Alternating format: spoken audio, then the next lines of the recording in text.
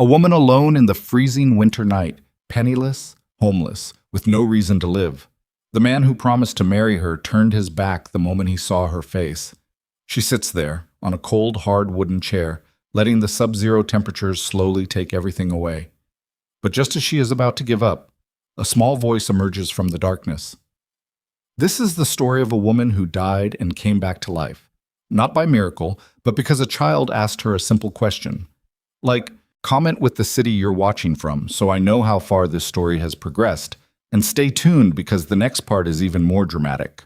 The train had been late by 4 hours, which meant Clara Ashford arrived in Dalton Creek just as the last of the afternoon light bled out of the sky and left nothing behind but cold and dark and wind that cut through her wool coat like it wasn't even there. She stood on the platform with her one bag at her feet and watched the locomotive pull away, its iron wheels grinding against the rails, steam billowing white and thick into the air before it disappeared into the gray. The sound of it faded slowly, not all at once, but in pieces, like a voice losing confidence, until there was nothing left but the wind and the distant creak of a sign somewhere down the street.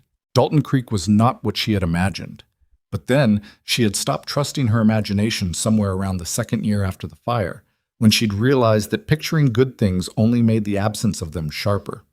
She picked up her bag and walked toward the station house. Inside, a pot-bellied stove squatted in the corner, throwing off uneven heat, and two old men sat near it playing cards without speaking.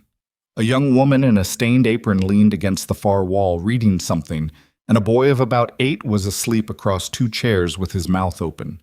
The station master, a thin man with a tobacco-stained mustache, looked up from his ledger when Clara pushed through the door, studied her for a moment the way people study things they're not sure they recognize, and then looked back down. "Train from Abilene?" he said. "Yes."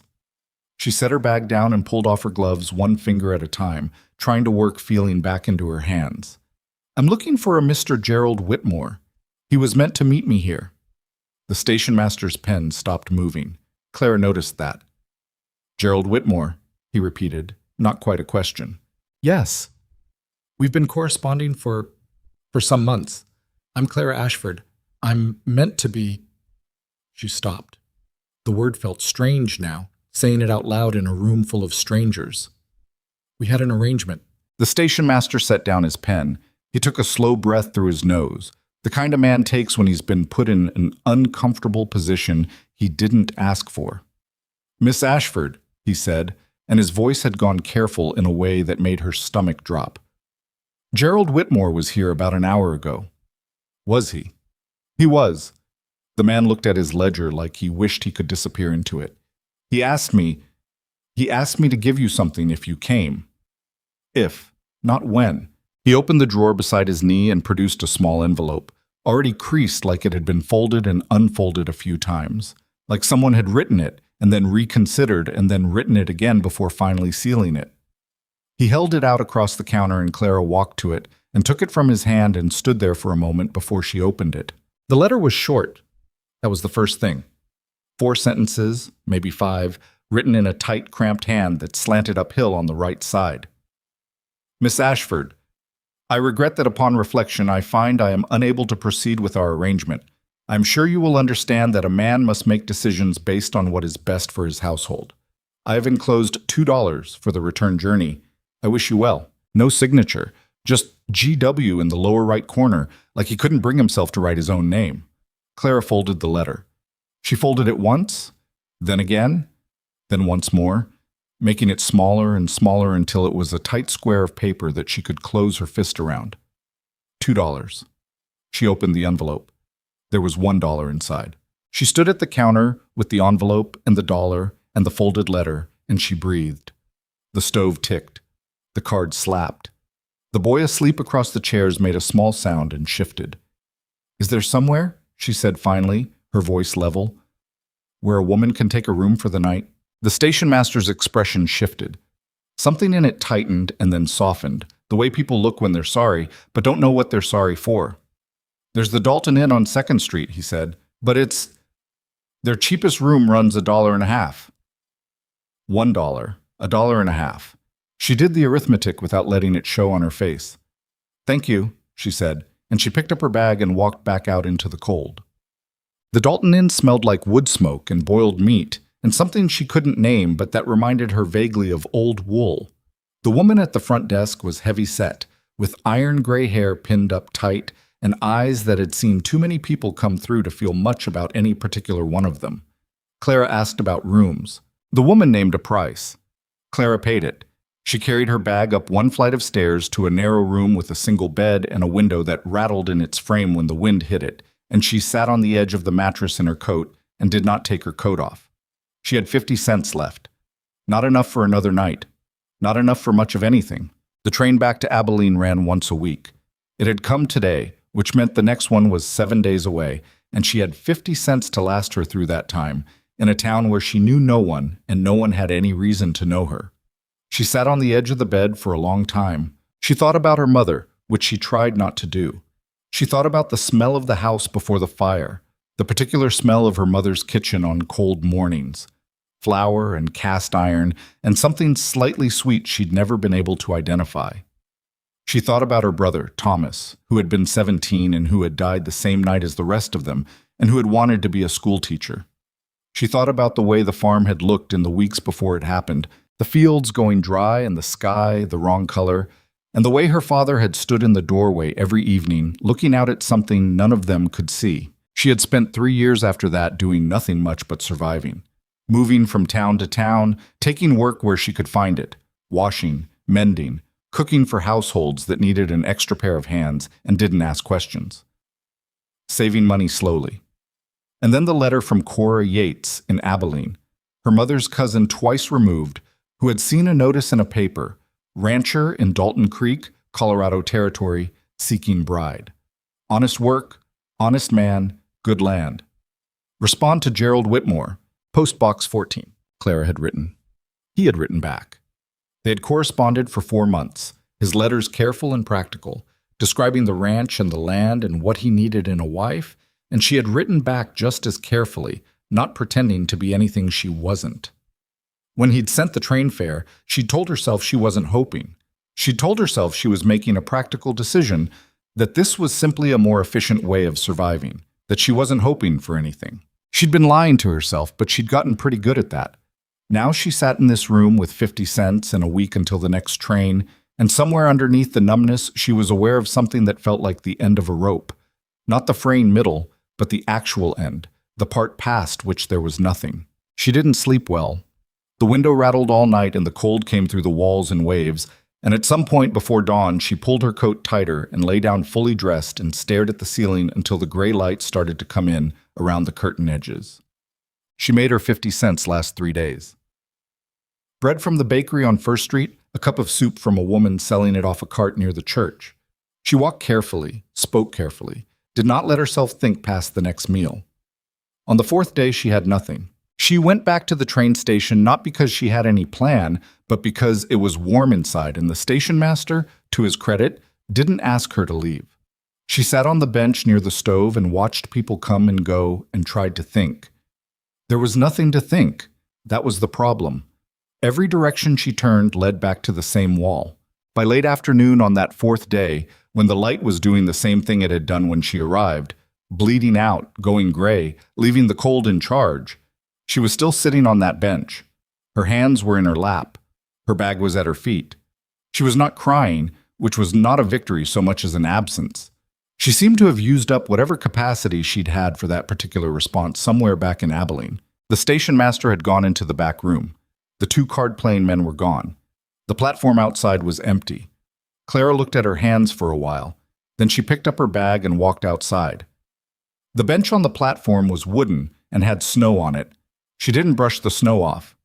She sat down in it and set her bag beside her and looked out at the tracks, which ran straight west until they disappeared into the dark. She had a thought that was not exactly a decision, but was moving in that direction, that the cold, if she let it, would solve the problem of what to do next, that it would be quiet, that she was so tired of not being quiet. She sat with that thought. The wind moved her hair. The cold was already working its way through the coat, through the wool of her dress, into her arms and her chest and the bones of her hands. She was not sure how much time had passed, and then she heard, not quite a voice at first, more like the possibility of a voice, coming from the far end of the platform, near the luggage cart. "Excuse me." Clara turned her head. Standing about 6 feet away, half in shadow and half in the thin yellow light coming from the station window, was a little girl. She was perhaps 5 or 6 years old, small and sturdy-looking, wearing a coat that was a size too large for her with the sleeves rolled up, and a hat that sat slightly crooked on her head. She had dark hair in 2 braids that had mostly come undone, and her face was round and serious. And she was looking at Clara with the uncomplicated directness that very young children and very old people sometimes share. Clara stared at her. "Excuse me," the girl said again, quieter this time, like she thought maybe Clara hadn't heard. "Do you know how to read?" Clara blinked. "What?" "Read," the girl said, and she held up a small book. Clara could see now that she'd had it tucked under her arm, a thin thing with a cloth cover. "I have a book, but I can't read it myself yet. I can read some of the words, but not all of them." She paused. "Papa said I'm not supposed to bother strangers, but you were just sitting there and you looked—" She stopped herself, her small brow creasing like she was editing what she'd been about to say. "You looked like you weren't doing anything." Something in Clara's chest moved. Not much, just a small internal shift, the way ice makes a sound when it's thinking about cracking. "I know how to read," she said. The girl's face opened up. "Will you read me a story?" Clara looked at her for a moment. Then she looked back at the tracks and the dark beyond them, and the cold that was still waiting, patient as anything. "All right," she said. The girl crossed the platform in a few quick steps and climbed up onto the bench beside Clara without hesitating, leaning into Clara's arm with the casual confidence of someone who has not yet learned to be cautious about warmth. She handed over the book. Clara looked at the cover. Fairy Tales of the Old Country. The cloth was worn soft at the corners. "Which one?" Clara said. "The one about the girl in the tower," the girl said. "But actually all of them. Despite everything, despite the cold and the empty bag and the day and the week and the 3 years and all of it," Clara felt her mouth move. Not quite a smile, something adjacent to it. She opened the book. She read. She was somewhere in the second story, a ridiculous thing about a prince who kept turning into a rabbit, which the girl found funnier than it probably deserved, when the door at the end of the platform banged open and a man's voice came out ahead of him like the cold had pushed it. "Lena." The girl, Lena, apparently, went rigid for exactly 1 second, the way children do when they hear their name in a tone that means they have been looked for, before relaxing into a kind of resigned acceptance. "Over here, Papa." The man who came around the luggage cart was tall, broader through the shoulders than the coat he was wearing quite accounted for. He moved the way men move when they've spent years doing physical work. Not graceful exactly, more like efficient, like he'd learned to get from one place to another without wasting anything. He was somewhere in his mid-30s, dark stubble on a jaw that looked like it had been squared off by a carpenter, and he was wearing the expression of a man who has spent the last 15 minutes in the particular state of panic that only misplaced children can produce. He stopped when he saw them. His eyes went to Lena first, doing the involuntary parental inventory. Still here, still whole, all limbs accounted for. And then they moved to Clara. Clara looked back at him. "I told her to wait inside," he said, not quite to either of them. "She was reading me a story," Lena said, with the unassailable logic of someone who does not yet understand that certain justifications need more than themselves. The man looked at Clara again. His eyes were dark, brown or black, hard to tell in the low light. And whatever he was thinking, he kept it behind his face. "She bother you?" "No," Clara said. He looked at her in a way that suggested he wasn't sure he believed that, but was going to accept it because he didn't have the energy not to. Then he looked at the bench, at the snow Clara had been sitting in, at her bag on the platform boards, and something in his face shifted without becoming readable. "You waiting on someone?" he said. "No," Clara said again. A pause. The wind moved between them. "You got somewhere to be?" he said. It was a direct question, bluntly put, and he asked it without embarrassment, which she supposed meant he'd seen enough of the world to know that sometimes people didn't, and that asking didn't make it worse. "Not tonight," she said. He was quiet for a moment. He looked at Lena, who was looking up at him with the expression children use when they already know what they want and are waiting to see if they're going to get it. "You hungry?" he said. Clara looked at him. She was trying to read what was behind the question. Pity, which she would refuse, or something else. His face didn't offer much. His jaw was set, his eyes steady, and he was looking at her the way a man looks at a problem he's already decided to deal with but hasn't yet figured out the mechanics of. Yes, she said, because lying about it would have been a waste of both their time. He nodded once, like that settled something. There's a place 2 blocks up. Come on, Lena. He looked at Clara. You're welcome to join us if you want. Assam.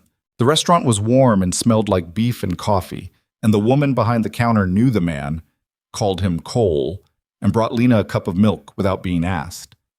They sat at a table near the window, the 3 of them, which Clara recognized as an arrangement that must have looked strange from the outside.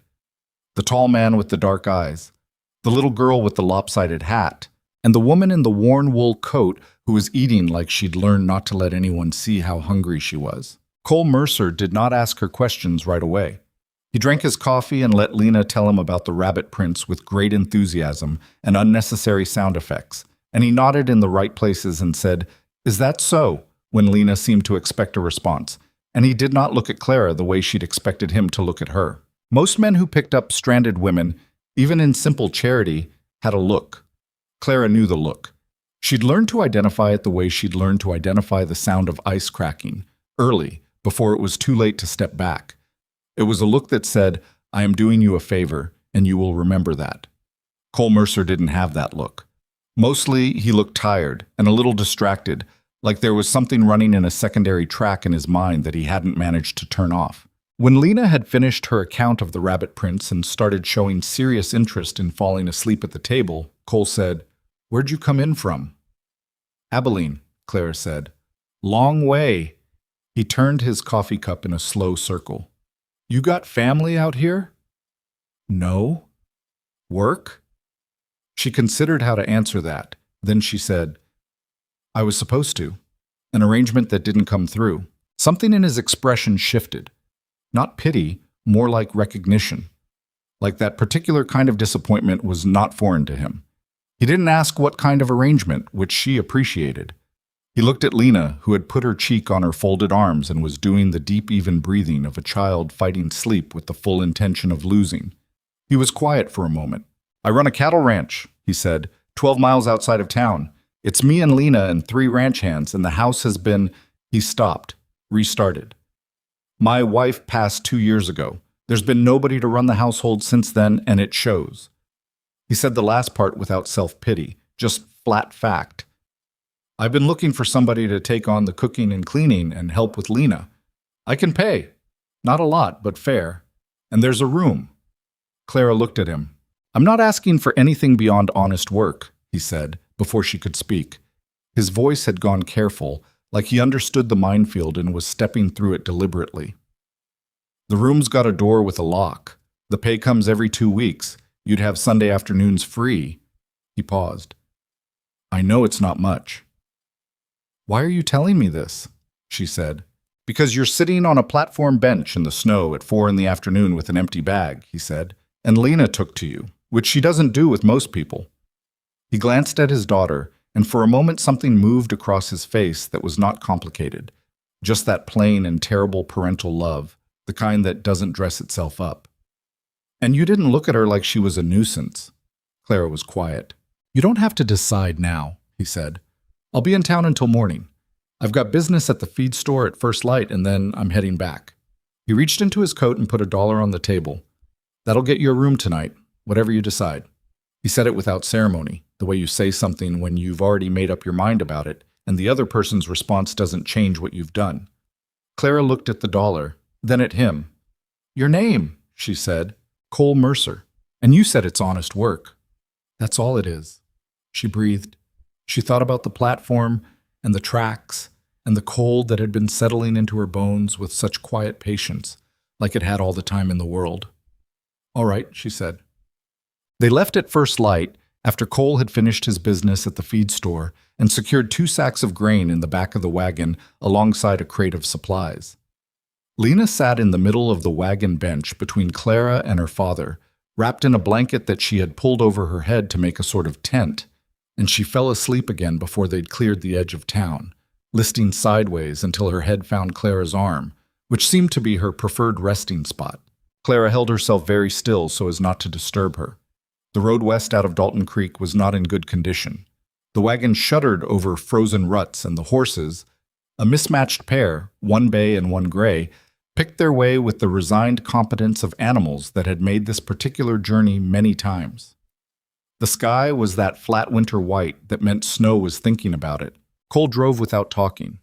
He didn't seem uncomfortable with silence, which Clara recognized as either a good sign or something else entirely, and she couldn't yet tell which. After about 20 minutes, he said, without looking at her, "You said the arrangement was in Dalton Creek." "Yes." He didn't ask more, but she found herself saying after a moment, "Mail order. The man wrote 4 months of letters and then changed his mind when he saw me." She hadn't meant to say it. It came out flat, without decoration, and she immediately felt the familiar instinct to pull it back, to put it behind something more manageable. But she'd said it, and it hung there in the cold air between them. Cole was quiet for a moment. "His loss," he said, and his voice was level and matter-of-fact, like it wasn't a compliment, just an assessment. Clara looked at the road ahead. The horse's breath came in small white puffs. "How long since your wife passed?" she said. 2 years in March." "What was her name?" He looked ahead. "Ellen." The way he said it, not broken, but not healed either, just a name that still had weight. "I'm sorry," Clara said. "Yeah," he said. That was all. They rode in silence after that, and it was not uncomfortable, which Clara noticed. She had spent 3 years in the company of people where silence felt like accusation, where the absence of words just made room for everything bad to come in. This was different. The wagon creaked. The horses breathed. Lena's warm weight pressed against her arm. The ranch appeared over a low rise in the road just as the snow began to fall. Light flurries at first, then steadier, turning the gray sky and the gray land into a single gray thing with no clear edge. Clara saw the house first. 2 stories, wood-sided, built for function rather than aesthetics, with a covered porch running the width of the front. Smoke from the chimney. A barn to the left, a bunkhouse beyond it. Fenced paddocks, a well. It was not beautiful. The paint on the porch railing was peeling. One of the shutters on the upper window hung at a slight angle. The yard between the house and the barn was a mess of wheel ruts frozen solid. It looked like a place that had been trying and hadn't quite kept up. Clara thought, I can work with that. Cole pulled the wagon up to the porch and set the brake. A man came out of the barn, broad and blond, moving through the snow with his head down, and took the horses without being asked. "That's Hank," Cole said, climbing down. "You'll meet the others." Clara climbed down on her own side before he could offer a hand, not because she was making a point, but because she'd been doing things on her own for 3 years, and the habit had become the thing itself. She pulled her bag out of the wagon bed and stood for a moment looking at the house. Lena appeared beside her, having apparently woken up during the last few minutes of the journey and decided not to announce it. She slipped her hand into Clara's without comment, the way children do when they've already made a decision and don't feel the need to discuss it. Clara looked down at her. Lena looked up. "It's a good house," Lena said, with the authority of someone who lives in it and has therefore earned the right to say so. "It's cold sometimes. The upstairs hallway gets cold, but the kitchen is always warm." "That's what matters," Clara said. Lena nodded seriously. Then she tugged Clara's hand and started toward the door, and Clara followed her across the frozen yard through the falling snow, and behind them Cole watched them go with an expression that, had anyone been there to see it, might have looked a little like relief. The inside of the house smelled like old smoke and wood and something that had been cooked too long ago. The parlor had furniture that was good quality but dusty, and the kitchen was large with a good stove and a work table that had clearly seen serious use and then been ignored. Dishes stacked without particular system. Flour and sugar and salt in unlabeled sacks. A collection of cast iron that someone had cleaned once and then let sit. Clara set her bag down in the kitchen and looked at it. 3 years of surviving, and this was what she had. 50 cents, a wool coat, a change of clothes, a letter from a man who hadn't wanted her, and a kitchen that needed work. She took off her coat. She hung it on the hook beside the door. She found the apron on the hook beside that and put it on. Then she went to work. Well, By the time Cole came in from the barn 2 hours later, the kitchen smelled different. The stove was hot, a pot of beans was going, and Clara had excavated the work table from its layer of miscellany and was in the middle of making cornbread when he pushed through the door. He stopped. He looked around the kitchen with the careful look of a man who is trying to process a change without giving away that he's surprised. "Didn't ask you to start cooking," he said. "I know," Clara said. She didn't look up from the cornbread. "I found the beans and the flour. Do you have eggs?" "In the coop." "I'll need them in the morning." He was quiet for a moment. Then he said, "Where'd you learn to cook?" "My mother," she said. Another pause. She could feel him still standing there, not quite sure what to do with her, and she didn't help him because she didn't know how. She just shaped the cornbread and put it in the cast iron and put the cast iron in the oven and turned around, and he was standing with his hat in his hand looking at the stove. "Thank you," he said, like it cost him something, like he hadn't said it in a while and had to find it again. "I'll need to know where things are kept," she said. "Tomorrow you can show me, or I'll figure it out myself." "I'll show you," he said. And then Lena appeared in the kitchen doorway in her sock feet, her braids fully undone now, her hair a dark cloud around her face, and she looked at the stove and said, "Is that cornbread?" with the urgency of someone for whom this question is not small. "It is," Clara said. Lena looked at her father. Her father looked at her. Something passed between them, some small acknowledgement of the fact that this, whatever it was better than what had been here before. "Go wash your hands," Cole said. Lena went to wash her hands. Cole put his hat on the hook and sat down at the kitchen table. And he did not look like a man who had solved a problem so much as a man who had found, unexpectedly, that the weight he'd been carrying had shifted slightly. Not gone, not fixed, but distributed differently, in a way he hadn't known was possible until just now. Clara served the beans and the cornbread. They ate together, the three of them, at that scarred kitchen table, with snow still falling outside and the stove ticking and the evening coming in quiet around the edges of the house. And it was not beautiful or smooth or anything close to perfect. It was beans and cornbread and three strangers sitting in the same kitchen, a little wary, a little tired, not yet anything to each other. But it was warm. For the first time in a long time, Clara was warm. She ate her food. She did not let herself think past tonight. But underneath the careful nothing she'd been keeping herself in, something small and stubborn had woken up. The way a coal wakes up when the air changes, not burning yet, just beginning to remember what it is. Outside, the snow kept falling. The ranch was quiet.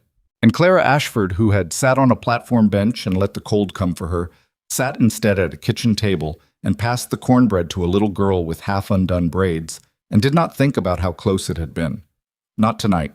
The first week was the hardest, and not for the reasons Clara had expected. She had expected the work to be hard.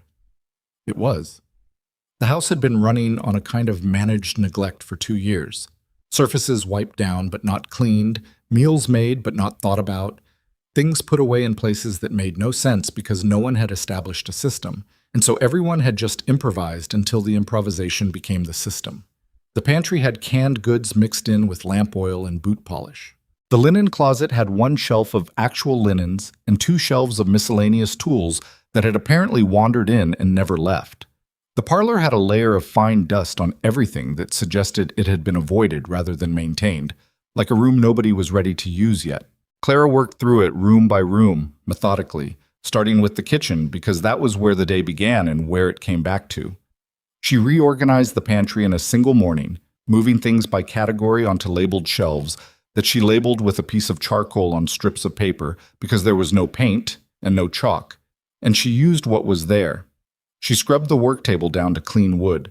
She got the stove burning right, which turned out to require cleaning the flue, which she did herself on the second day by climbing up on the roof in the cold with a brush she found in the barn, a job that took 2 hours and left her covered in soot and oddly satisfied. When she came back down, Hank, the blonde ranch hand from the barn, was standing in the yard watching her descend the ladder with an expression that was not quite alarm and not quite admiration, but something uncertain between the two. "That was the flue?" he said. "It was blocked. The stove wasn't drawing right." He squinted up at the chimney, then back at her. "Cole know you did that?" "I didn't ask him," she said, and carried the brush back to the barn.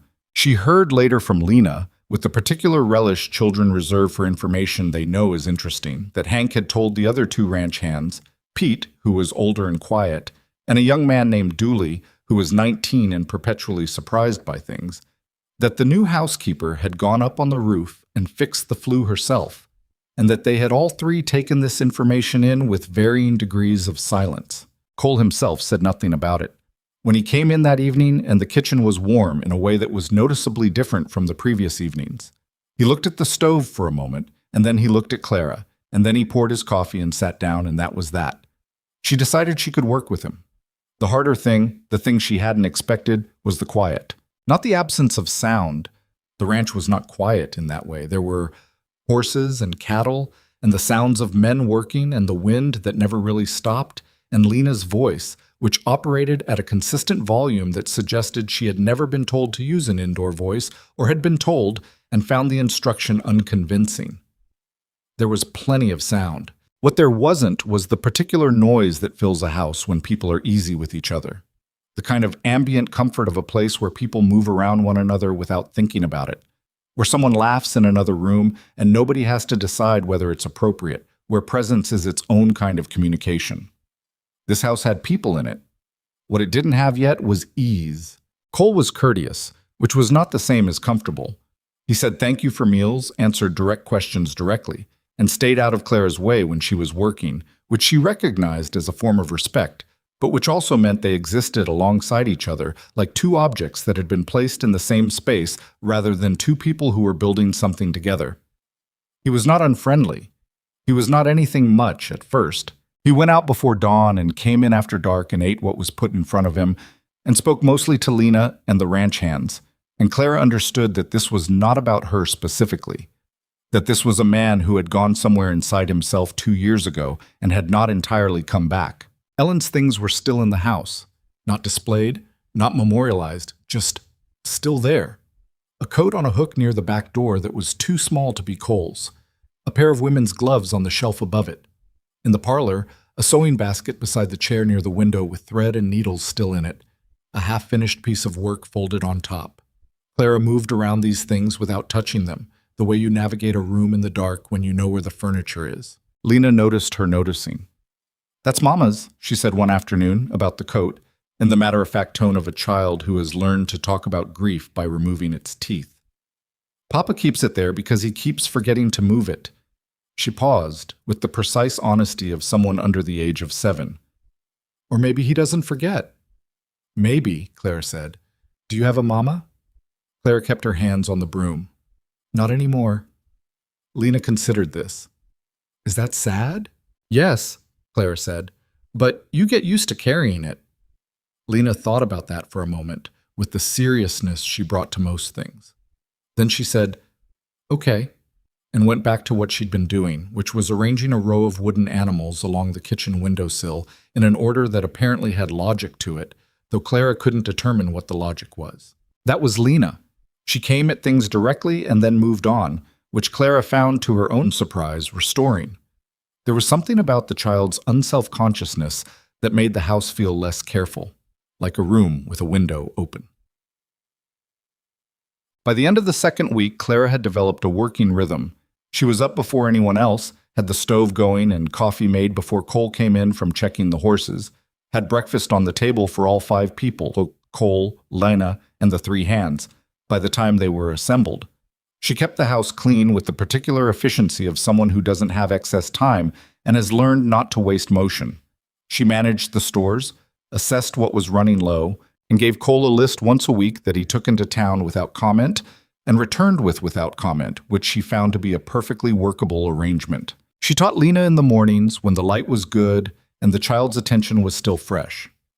Clara had taught herself to read from her mother's Bible and her brother Thomas's school books, and then anything else she could get her hands on, which meant she had the kind of education that is wide but uneven, confident in some places, with surprising gaps in others.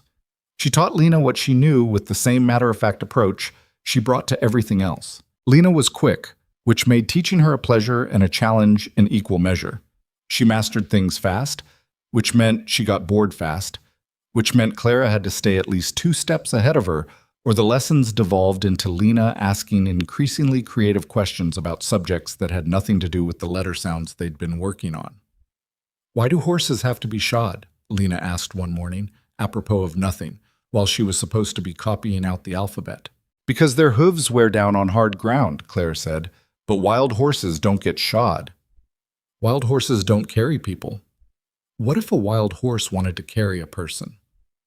"I think the person would have more pressing concerns than the horse's hooves," Clara said, and Lena found this deeply funny and laughed for longer than the joke warranted, the way children laugh when they are in a good mood and looking for reasons to express it. It was during one of these morning lessons, sometime in the third week, that Cole came back from the far pasture earlier than expected and stopped in the doorway of the parlor, which Clara had begun using for lessons because the light was better, and stood there for a moment watching without saying anything. Clara was reading to Lena from a primer, and Lena was following along with her finger on the page, mouthing the words half a second behind. When Clara looked up and saw him, she stopped. "Don't stop on account of me," he said. His voice was rougher than usual, or maybe she was just more attuned to it now. She kept reading. He didn't leave, which she noticed.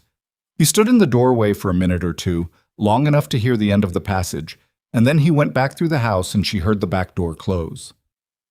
At dinner that night, he said, without preamble, "She talked more with you than she used to." Clara looked at him. "Lena," he said, "she was quiet. After Ellen. Not crying, just quiet.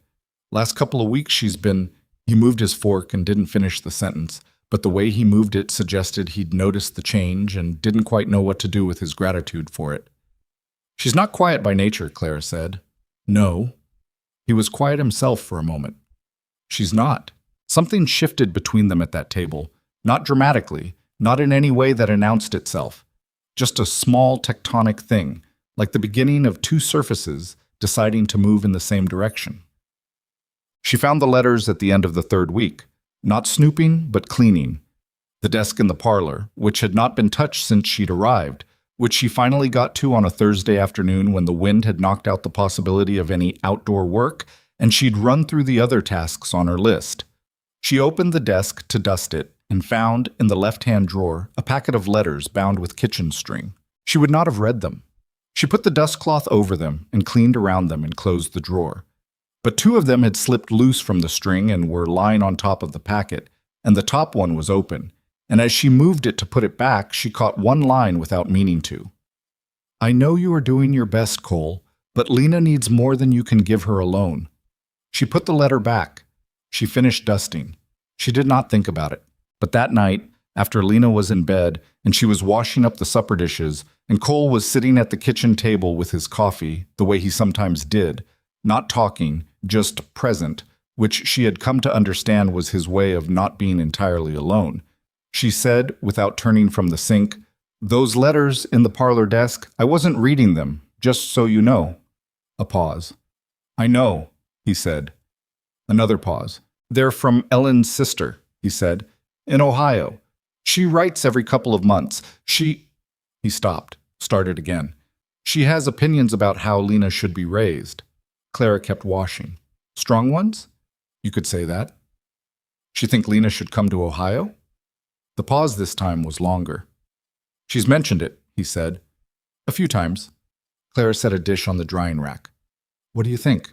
"I think Lena belongs here," he said, and his voice had gone to something she hadn't heard from him before. Not sharp, but underneath the flatness there was something that had weight and edge. "This is her home. Ellen's buried out back of the east pasture. This is where she is." Clara said nothing. "But," he said, and the word cost him something, "I know it hasn't been right here, since. I know that." She turned from the sink and looked at him. He was looking at his coffee, both hands around the cup, and the line of his jaw was set in a way that suggested he was saying something it had taken him a long time to be able to say at all. "It's getting righter," she said. He looked up. "The house," she said. "It's getting righter." He looked at her for a moment. Then he looked back at his coffee, and something in the set of his jaw changed, not releasing exactly, but like something that had been braced against a blow that hadn't come. "Yeah," he said. "It is." The trouble arrived on a Saturday, which was the one morning of the week that had something like a slow start. Cole had gone into Dalton Creek for the week's supplies and to check in with the sheriff about some trouble with a fence line on the western edge of the property. Someone had cut wires twice, and the cattle had gotten out both times, which was not an accident. He'd taken Hank with him. Pete and Dooley were in the barn doing repairs. Clara was hanging washing on the line behind the house when she heard the horses, two of them, coming up the road from the south. She turned and looked, shading her eyes against the flat winter light. Two riders, one she didn't know. The other she knew the way you know a sound you've heard in a nightmare, not from the outside in, but from somewhere deeper than that. She stood with the sheet in her hands, and she did not move. Victor Hale had not changed much in 3 years. He was still lean to the point of looking carved rather than built, with a face that would have been handsome if not for something behind the eyes, a quality of assessment, of constant calculation, that made people feel like they were being priced.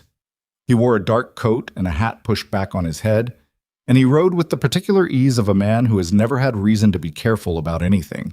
He saw her the moment she turned. She knew he did, because he smiled. Clara.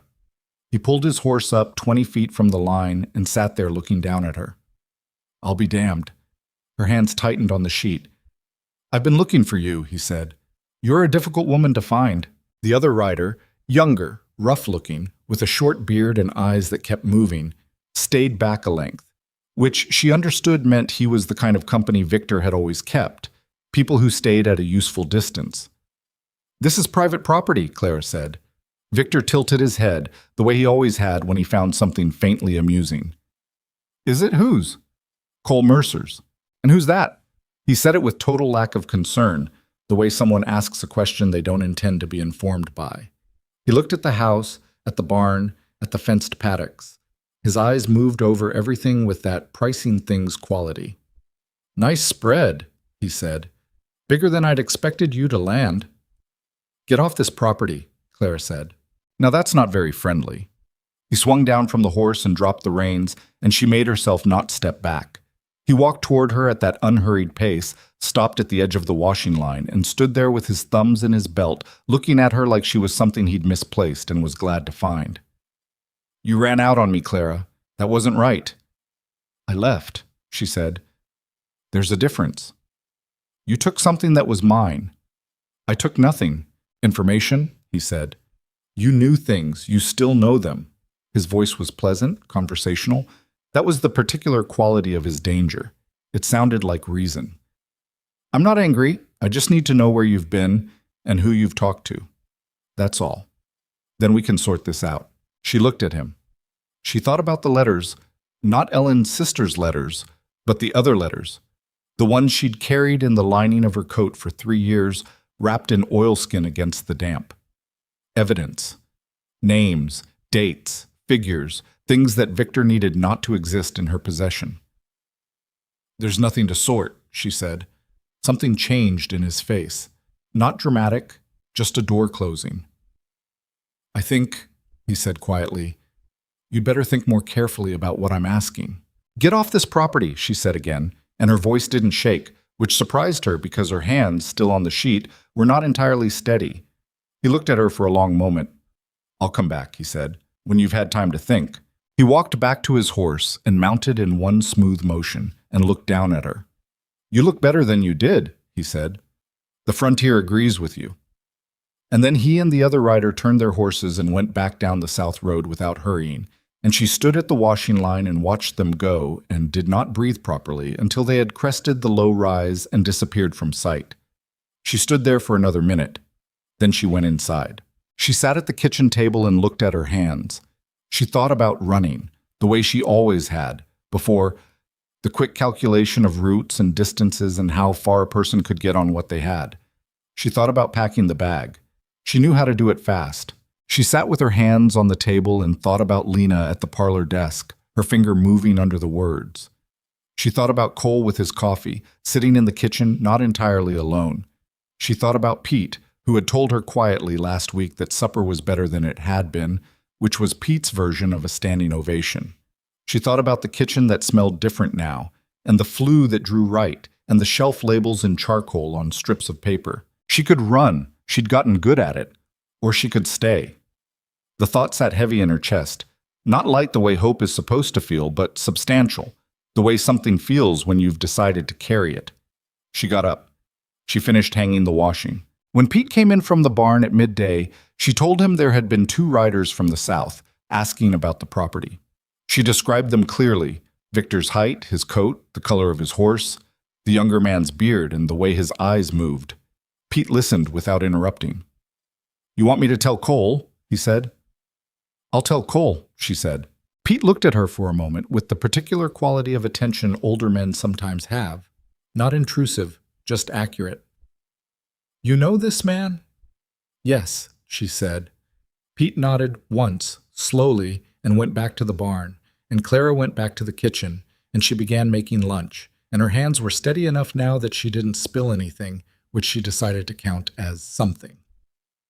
Cole came back in the late afternoon with the supplies, and Hank and a look on his face that said the business with the sheriff had not resolved the way he'd hoped. He came into the kitchen and pulled off his coat, and Clara put coffee in front of him before he'd quite sat down, and he looked at it and then at her, and she said, "I need to tell you something." He set the cup down. She told him, all of it. Not the history, not yet, but what had happened today. 2 riders, the description, what had been said. She told him clearly, in order, the way she'd told Pete, and she watched his face while she talked. His face did something she hadn't seen it do before. It went still in a particular way, not blank, but contained, the way a man's face goes when he is deciding how to manage something he is angry about. His jaw was set. His eyes had gone dark in a way that had nothing to do with the low light. When she stopped, he was quiet for a moment. "This man," he said, "who is he to you?" She'd known that question was coming. She had been deciding, since she sat at the kitchen table in the midday quiet, how to answer it. "He's the man who burned my family's farm," she said, 3 years ago. "He had a debt with my father. When my father couldn't pay it, he collected differently." She said it without looking away from him. "My family was inside. I wasn't that night. I was in the barn." She stopped. "I was the only one who saw what he did. The only one left who could say what he did. That's why he's been looking for me." The kitchen was very quiet. Cole's hands were flat on the table.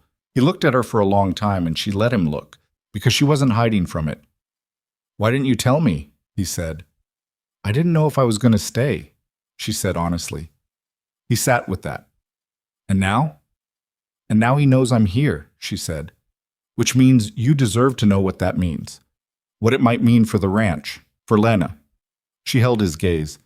"If you want me to go, I understand. I won't make it harder than it needs to be." Cole was quiet for so long she thought he might be deciding to say yes. "Where would you go?" he said.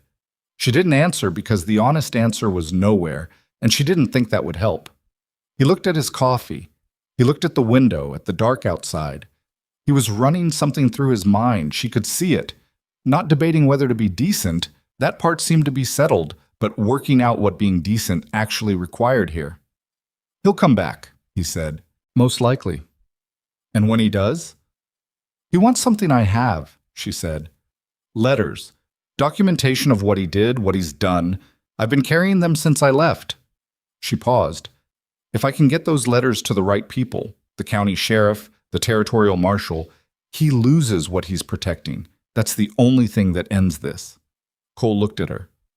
"Can you get them there?" he said. "I can try," she said, "but I'd need time, and I don't know how much he'll give me." Cole stood up. He went to the window and looked out at the dark for a moment, then turned back. "I'm going to talk to Pete and Dooley and Hank," he said. "Tomorrow morning. They need to know what they might be walking into." He looked at her. "That all right with you?" "Yes," she said. "And the letters," he said. "Where are they?" She reached into the collar of her dress and pulled out a small oilskin packet on a cord, worn at the edges, the oilskin cracked in one corner, the kind of thing that's been close to a body for so long it carries its warmth. She held it out. He looked at it, but didn't take it. "You keep those," he said. "Those are yours." She put it back. She thought unexpectedly that she might have to work to keep her face in order. "Thank you," she said. "Don't thank me," he said, not unkindly. "Just don't run." She looked at him. "I'm not running," she said. He nodded. He picked up his coffee. He sat back down, and after a moment she sat down across from him, and they stayed there a while in the kitchen that smelled like supper and wood smoke, while the cold did what it always did outside, pushing at the walls, testing the windows, finding the drafts. And the house held, the way the house had been holding all along, a little battered and not quite finished, but standing. Lena appeared in the doorway in her nightgown. "Is supper cold?" she asked, with the expression of someone who expects the answer to be yes and is bracing for it. "It's warm," Clara said. "Go get your socks. The hallway's cold." Lena looked at her father. Her father raised his eyebrows in a way that confirmed what Clara had said. Lena retreated to get her socks.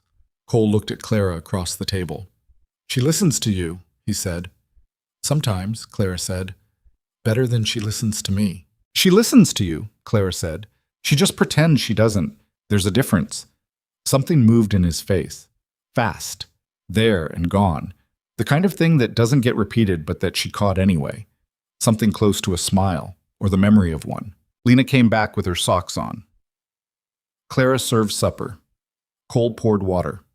The lamp on the table threw its uneven light over the three of them, and outside the wind pushed at the house, and inside it was warm, and for now, just for now, that was enough. But something had changed.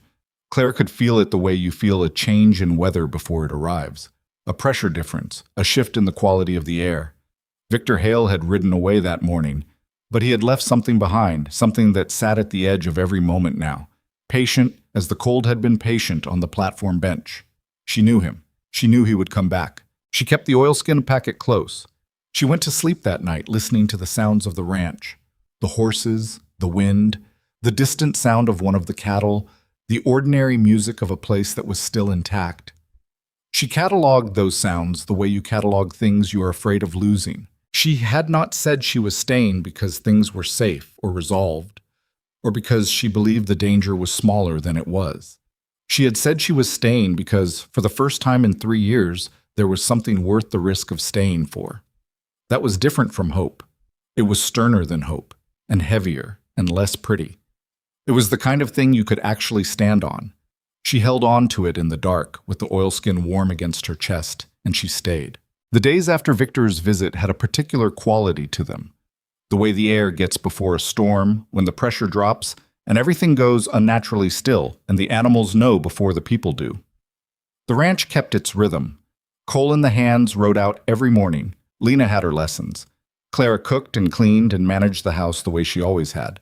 But underneath all of it, something was waiting, and everyone felt it, and nobody said so except Hank, who said it once at supper, "Feels like something's coming," and then looked at his plate like he wished he hadn't. Cole had talked to the three of them the morning after Clara told him about Victor.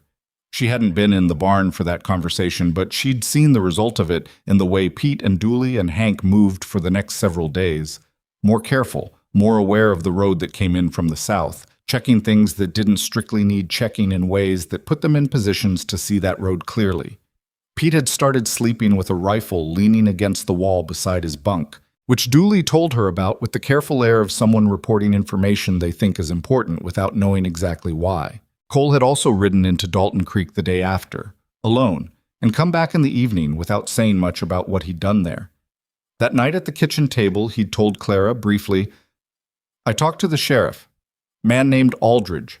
I told him about the riders and what you told me about Hale. He said he'd look into it." He paused. He seemed cautious.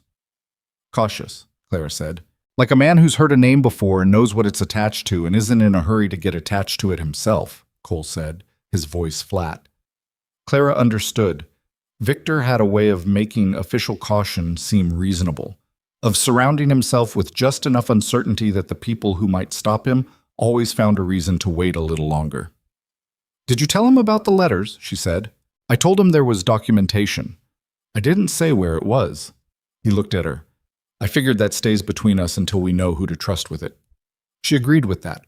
She'd been carrying those letters for 3 years on exactly the same reasoning. What she had not been able to fully prepare for was the speed of it when it came. It came on a Wednesday, 8 days after Victor's first visit, when the cold had finally broken into something almost bearable, and Cole had ridden out to the north pasture with Pete and Hank to deal with a section of fence the ice had heaved up out of True. Dooley was in the barn. Lena was in the parlor at the desk, practicing her letters with the painstaking concentration of someone who has decided that the letter G is personally offensive and must be defeated. Clara was in the kitchen making bread, her hands in the dough, which was why she felt the change before she saw it. A vibration through the floorboards, horses moving fast on the frozen ground, coming from the south. She pulled her hands out of the dough and wiped them on her apron and went to the kitchen window. 4 riders. Not 2 this time. 4 coming up the south road at a canter, and even at this distance she could see that the one in front sat his horse the way Victor sat his horse, that particular upright ease. She had perhaps 4 minutes. She went to the parlor doorway. Lena.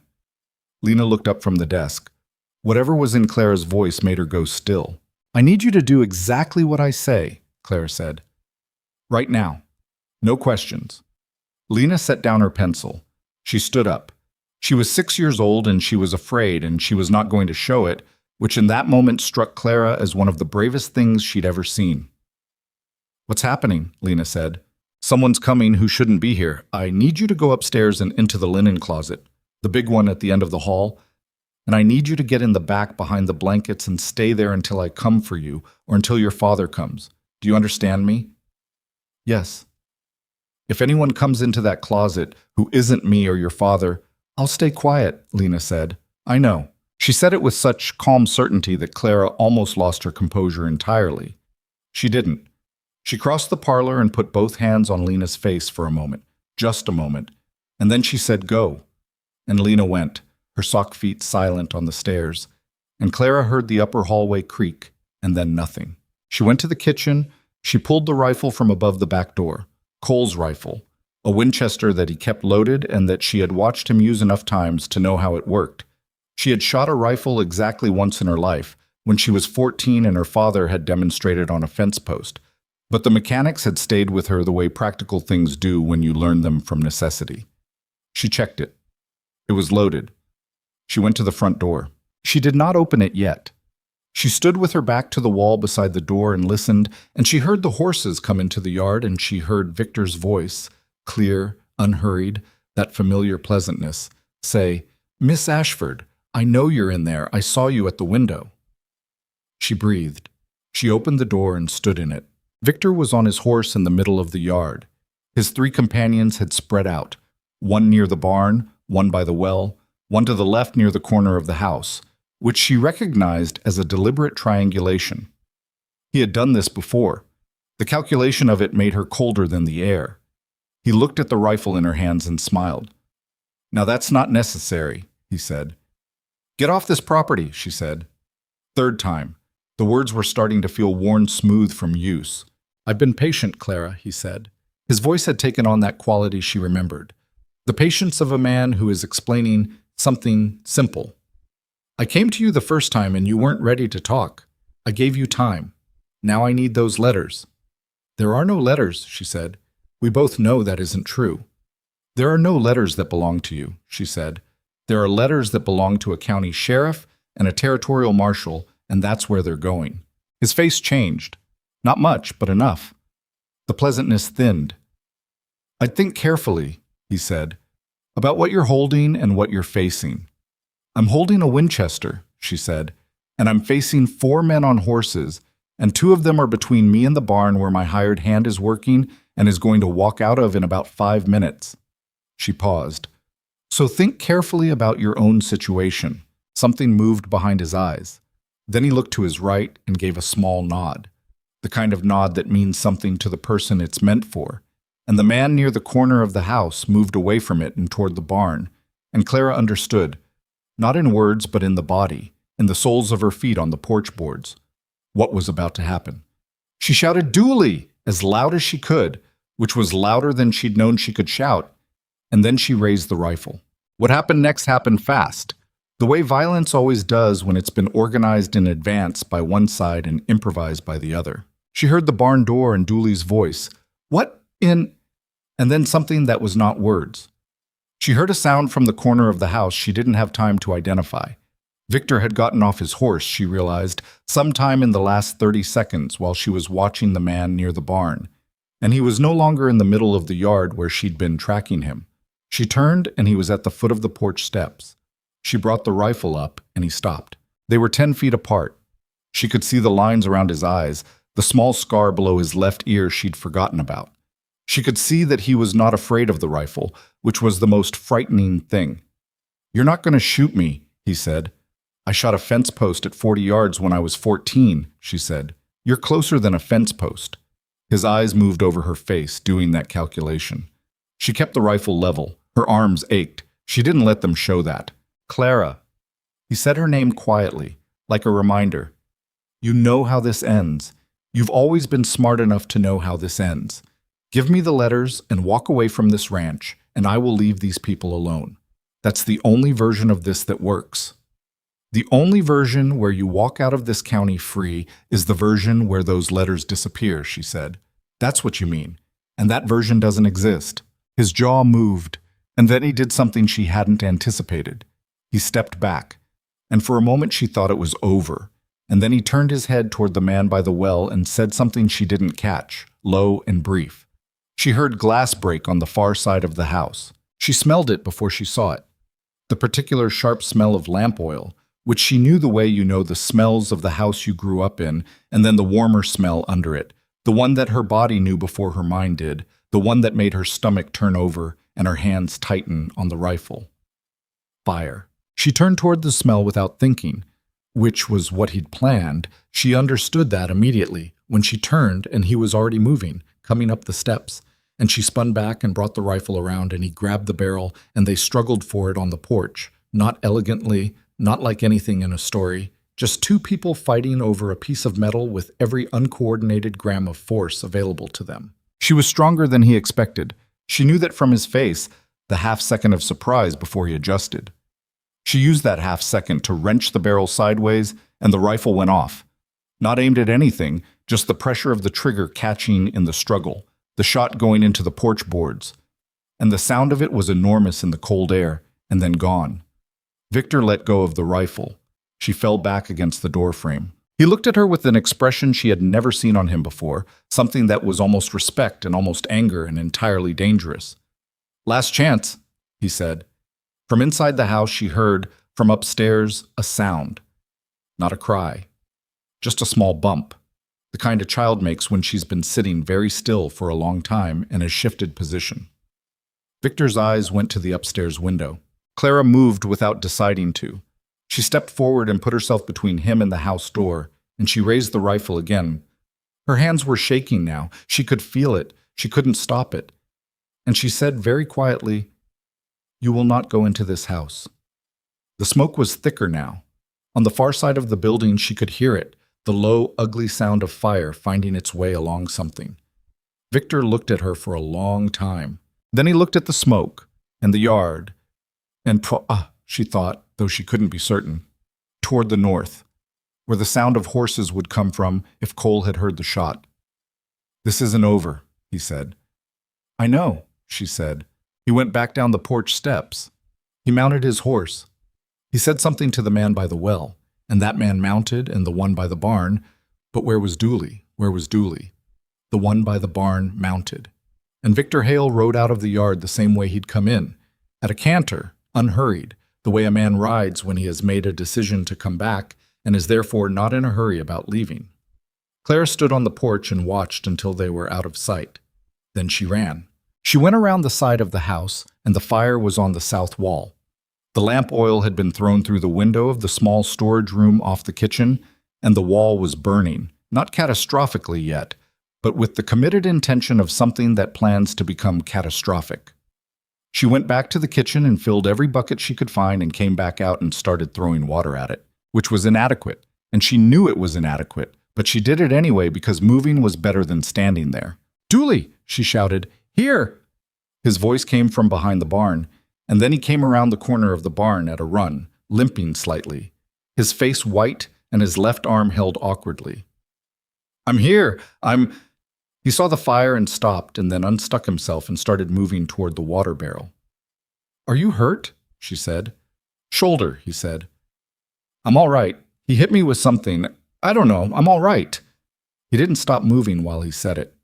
He grabbed a bucket. They fought it for 15 minutes. 15 minutes that felt like an hour, during which Clara's arms stopped feeling like arms and became simply the things that were attached to the buckets, and the smoke was in her eyes and her throat. And at some point she became aware that she'd dropped the rifle somewhere and that she didn't have time to find it. The fire got the storage room wall and part of the kitchen exterior and was thinking seriously about the roof when the sound she'd been listening for, horses from the north, more than one, coming fast, arrived. Cole was off his horse before it stopped moving. She didn't see him get off, she just registered that he was suddenly there. On the other side of the fire line, and Pete and Hank were there too, and Pete was already at the water barrel, and Hank went around to the other side, and the math changed. It took another 20 minutes. The kitchen wall was scorched through in one section. The storage room was a loss. The roof had caught at one corner, but they got to it. At the end of it, they stood in the yard with the fire out, and the smoke still rising and everything smelling like char and wet ash, and none of them said anything for a moment. Cole walked to where Clara was standing. He looked at her, not at the house, at her, and his face was doing something controlled and effortful, like a man who is keeping a very specific thing inside himself by concentrating. "Lena," he said. "Upstairs," Clara said. "Linen closet. She's all right. I told her to wait." He breathed through his nose once. "You're bleeding," he said. She looked at her arm.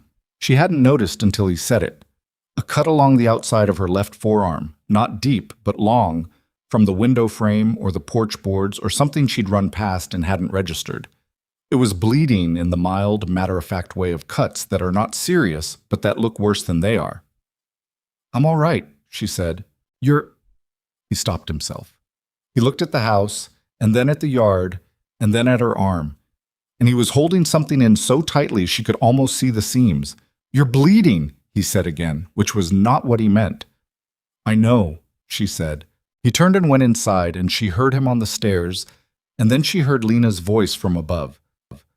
Startled and immediately relieved, then asking 3 questions at once, as Lena did. And she heard Cole's voice answering, lower, and she could not hear the words, but the sound of it settled something in her chest. She sat down on the porch steps.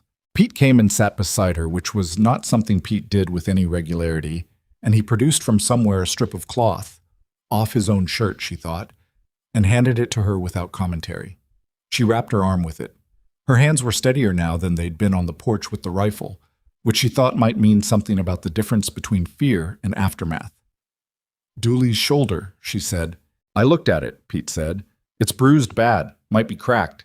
He'll need a doctor." "He held up," she said. "He did," Pete said, and the way he said it made clear that this mattered to him.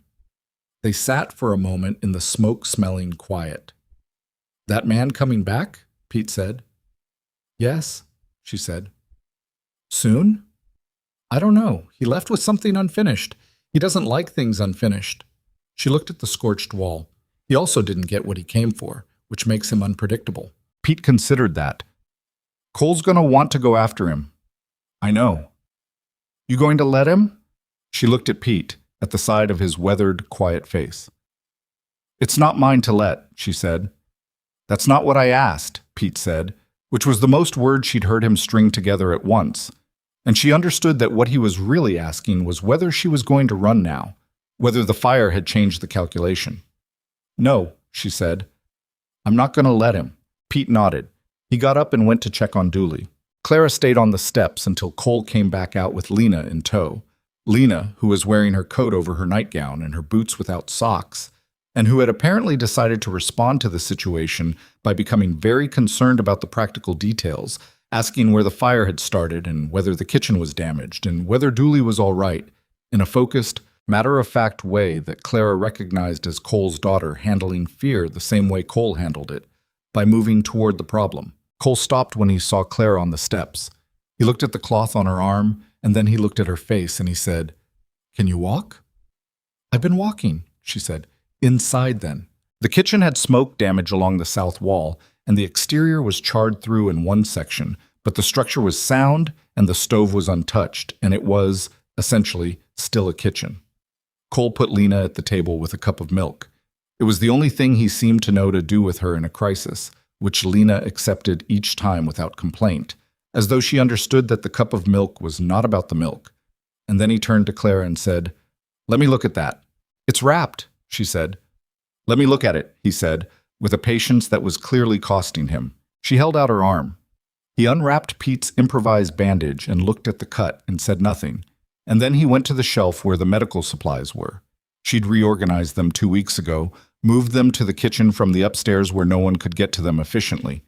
And he came back with iodine and proper bandaging and sat down across from her and took her arm in both hands. His hands were rough from the work of 20 years of ranching, and they were very careful with her arm, and she looked at the top of his head while he worked and thought about the porch and the rifle and Victor's face when she'd stepped between him and the door, and about Lena's small bump from the closet above.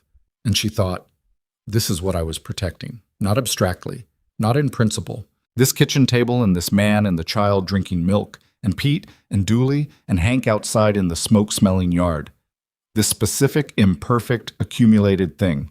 "You got them out of here," Cole said, not looking up from her arm. "I got Lena upstairs," she said.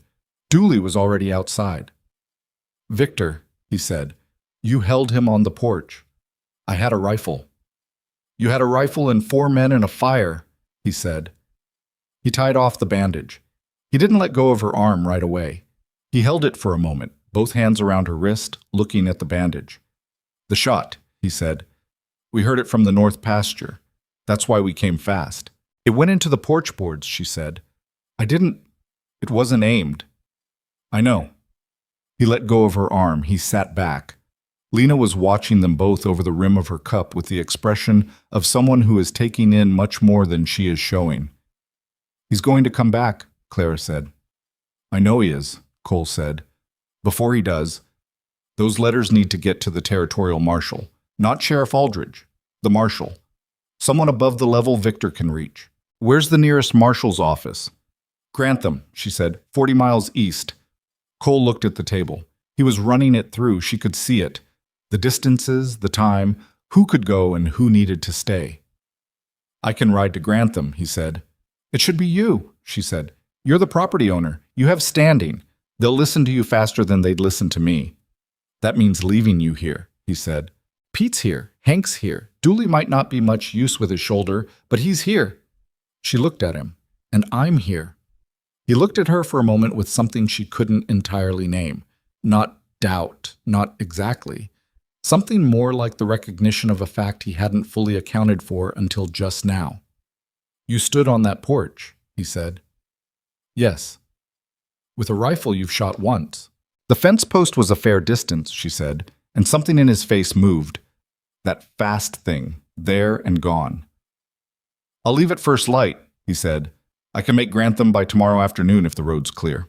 "Take the letters," she said, and she reached up and pulled the oilskin packet from around her neck and put it on the table between them. "They need to go with you. Every name, every date, every transaction he falsified. It's all in there. 3 years of being careful." She paused. "Don't lose them." He looked at the packet. He picked it up. "I won't," he said.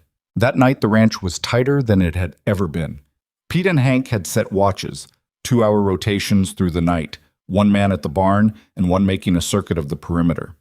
Cole had gone over the plan with each of them individually. Dooley, his shoulder wrapped tight and his face still pale, had refused to be left out of the rotation, and Pete had allowed him a stationary post at the barn door. Clara put Lena to bed. This took longer than usual, not because Lena was difficult, but because she had questions, careful and specific, the way her questions always were when she was managing something that mattered. "Will Papa be safe?" Lena asked. "Yes," Clara said, which was not a lie so much as an intention. "He's going to ride to get help. He'll be careful." "Will you be here?" "Yes." Lena was quiet for a moment. Then, "Were you scared today, on the porch?" Clara looked at her. She could have said no. Children needed certain reassurances, but Lena was Cole's daughter, and something about her had always seemed to require honesty rather than protection. "Yes," Clara said. "I was scared." Lena seemed to find this satisfying, in the way that honest answers are satisfying even when they're not comforting. "But you stayed," she said. "I stayed," Clara said. Lena pulled her blanket up and looked at the ceiling for a moment. Then she said, "Mama would have liked you." Clara sat very still on the edge of the bed. She would have said you were sensible, Lena said with complete seriousness. She said sensible was the best thing a person could be. Clara breathed. She sounds like she was right about that. She was right about most things, Lena said. Papa says that too. She closed her eyes. He just doesn't say it out loud very much. Clara sat there until Lena's breathing evened out, and then she sat a little longer because she needed a minute in the dark before she could trust her face in the light. Downstairs, Cole was at the kitchen table with the oilskin packet open in front of him, reading through the letters in the lamplight. He looked up when she came in. She went to the stove and checked the coffee, which was still warm, and poured 2 cups and brought them to the table and sat down. He had spread the letters out. She looked at them. Her own careful handwriting on some, other hands on others, the evidence she'd gathered and copied and kept close for 3 years. Names. Dates. The names of 2 men in Red Fork who'd seen what Victor's outfit had done to the Teller family before the Ashfords. A record of the debt fabricated against her father. A copy of a bill of sale that didn't match the recorded transfer in the county ledger. This is good, Cole said quietly. This is... Clara, this is enough. This is more than enough. I know, she said. I've known what I had for 3 years. I just needed the right person to take it to. He looked at her across the table. In the lamplight, his face was tired and steady, and something else she'd been seeing more of lately. Open, in the way a face goes open when it stopped performing a particular kind of guardedness. I'm going to get this to the marshal, he said. And when I come back... He stopped. When you come back, she said, Victor will either be handled or he won't. Either way, we'll know. That's not what I was going to say, he said. She looked at him. He looked at the letters, then at his coffee. When I come back, he said more carefully, I'd like to talk about some things. All right, she said. He nodded. He picked up his coffee. Outside, Pete was on his circuit, his footsteps going around the perimeter of the house in a slow and steady rhythm. The horses were settled. The burned wall of the storage room was cold now, its fire long out, its damage done and fixed at exactly the extent it had reached. Clara wrapped her hands around her coffee cup and looked at the packet of letters on the table and thought about 3 years of carrying them, about the weight of them against her chest all those miles and all those months. She thought about the fire that had taken everything and the smaller fire today that hadn't. The difference, she thought, was not luck. The difference was that today there had been people. Pete and his strips of cloth and his quiet company on the steps. Dooley refusing to be sidelined. Hank, who'd gone straight for the water barrel. Lena in the closet, absolutely still, not making a sound, brave in the way that children are brave when they trust the adult who asked them to be. Cole, off his horse before it stopped moving. She had spent 3 years learning that surviving meant keeping yourself separate from things that could be taken. And she had been wrong. Not catastrophically, but persistently, quietly wrong in the way that a person can be wrong for years without knowing it, because the wrong answer kept them alive. The right answer was harder. The right answer put things at risk. But the right answer was also the one that gave her something to protect. And it turned out that having something to protect was the difference between standing on a porch and holding a rifle you've shot once, and standing on a porch and holding a rifle you've shot once and not dropping it. She drank her coffee. Cole drank his. The lamp burned. Somewhere in the dark outside, Pete's footsteps made their slow circuit, and the ranch held. Cole left before first light, which Clara knew because she heard him. The careful sounds of a man trying not to wake the house, boots on the stairs with deliberate softness, the back door easing shut rather than closing. She lay in her room and listened to him saddle his horse in the barn, the familiar sounds of buckle and leather and the low murmur he used with the animals, and then the hoofbeats going east on the frozen road, getting quieter in this way that sounds get quieter in cold air, slowly, holding on longer than you expect before finally letting go. She got up. She dressed in the dark. She went downstairs and got the stove going. The watch rotation had Pete at the barn and Hank making the circuit, and when she went to the back door and looked out, Hank raised a hand from the far edge of the yard. She raised one back. She went inside and made coffee and left a cup on the porch railing where Pete would find it when he came around. The day that followed was the longest kind. The kind measured not in hours, but in the distance between one moment of tension and the next. She kept busy, which was the only tool she'd ever found that worked against waiting. She made breakfast and managed Lena's lesson and assessed the damage to the south wall in the daylight, which was worse than it had looked in the dark and better than it could have been. And she made a list of what needed to be done to repair it. She found, without particular surprise, that making a list of repairs was something that settled her hands. Lena was quieter than usual. Not scared exactly. Or not only scared, more like she was conserving something, holding herself at a particular level of stillness that was unusual for her and that Clara recognized as Lena's version of what Clara did when she needed to manage a situation rather than react to it. The girl was 6 years old and already had a strategy for fear, which said something about what the last 2 years had been. At mid-morning, during a break in the lessons, Lena said, "How long until Papa comes back?" "He left at first light," Clara said. "Grantham is 40 miles. He'll be there by this afternoon if the road is clear, and if he can see the marshal today, he'll ride back tonight or first thing tomorrow." "Do you think he'll see the marshal today?" "I think your father is persuasive when he needs to be," Clara said, which was true enough. She had seen Cole in the particular mode he switched into when the situation required directness, that quality of settled certainty that made people pay attention without his having to raise his voice. Lena considered this. "He's not very persuasive with me," she said. "That's different," Clara said. "Why?" "Because you already know him," Clara said, "which means you know which of his arguments are worth listening to and which ones you can ignore." Lena thought about this with the expression she wore when something landed in a category she hadn't previously considered. Then she picked up her pencil and went back to her letters. The afternoon was quiet in the way that all the worst afternoons had been quiet. That weighted listening quality where every sound from outside made something in Clara's chest go tight before it resolved into the ordinary. A horse shifting in the barn, the wind against the east wall, Dooley moving carefully from the bunkhouse to the outhouse and back, his arm in the sling Clara had made him from a flour sack, his expression carrying the particular affront of a young man who has been injured and is experiencing this primarily as an inconvenience to his schedule. At supper, it was just Clara and Lena and Dooley at the kitchen table, Pete and Hank eating in shifts so the watch stayed continuous. Clara had made a beef stew from what was in the larder, not her best work, assembled from necessity rather than plan, and Dooley ate 2 bowls without commenting on it, which she'd learned to understand as his version of a compliment. "You think he'll hit us again tonight?" Dooley said, not looking up from his bowl. Clara looked at him. He was 19 and his shoulder was hurt, and he was afraid.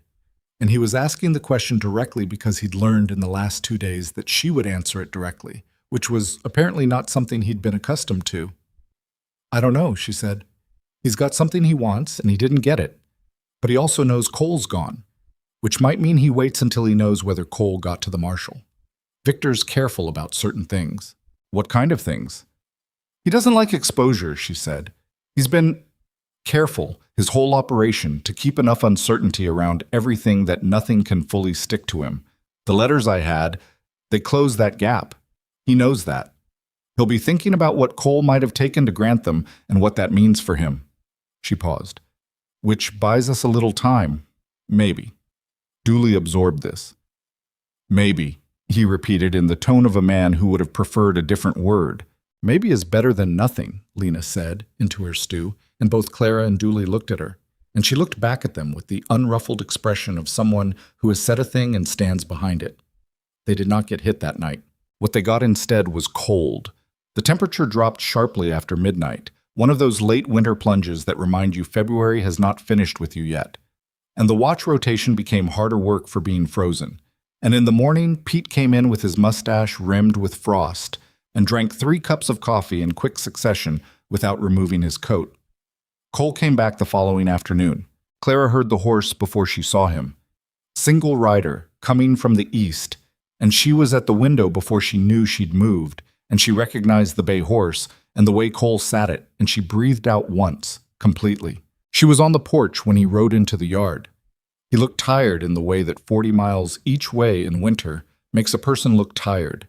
A deep physical exhaustion that showed in the set of his shoulders and the way he dismounted, less fluid than usual, his legs taking a moment to remember what they were for. His face had that particular drawn quality of someone who has pushed through something by concentration and is now letting the concentration down. He looked at her on the porch. He looked at the house. "It's all standing," she said. "I can see that," he said.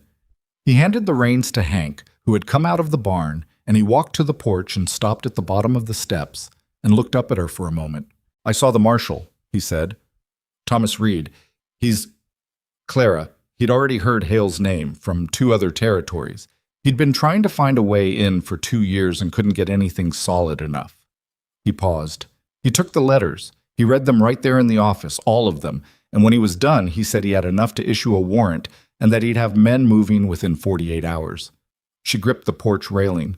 "He also said," Cole continued, "that the kind of documentation you put together, that level of detail, that length of time, he said most people would have given up, would have run and stayed run." He said it evenly, not like a compliment, more like he was relaying information he thought she should have. "I told him you weren't most people." "What did he say?" "He said he could tell." She let go of the railing. She sat down on the porch steps because her legs had decided they'd had enough of standing. Cole came up the steps and sat beside her, and they sat there in the cold afternoon with the ranch yard in front of them and the sounds of Hank seeing to the horse and Pete somewhere on the far side of the property, doing whatever Pete did.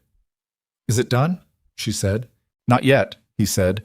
"Reed's moving, but Victor's still out there until they find him. Could be days. Could be longer." He looked at the burned south wall.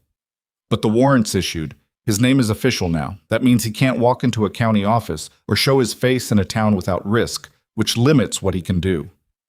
"It limits him," she said. "It doesn't stop him." "No," Cole agreed. "Not yet." She thought about that.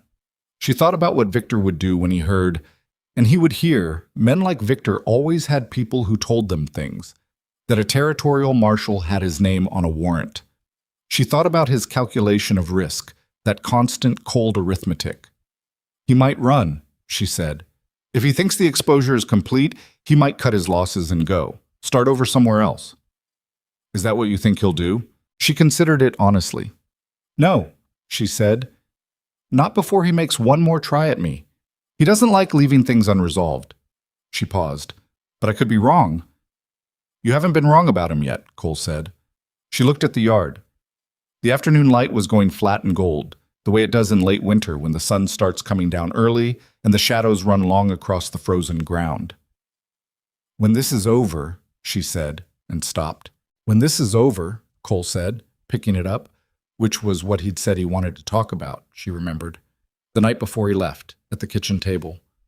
"When I come back, I'd like to talk." "I was going to say," she said, "I should probably think about what comes next. For me." She kept her voice level.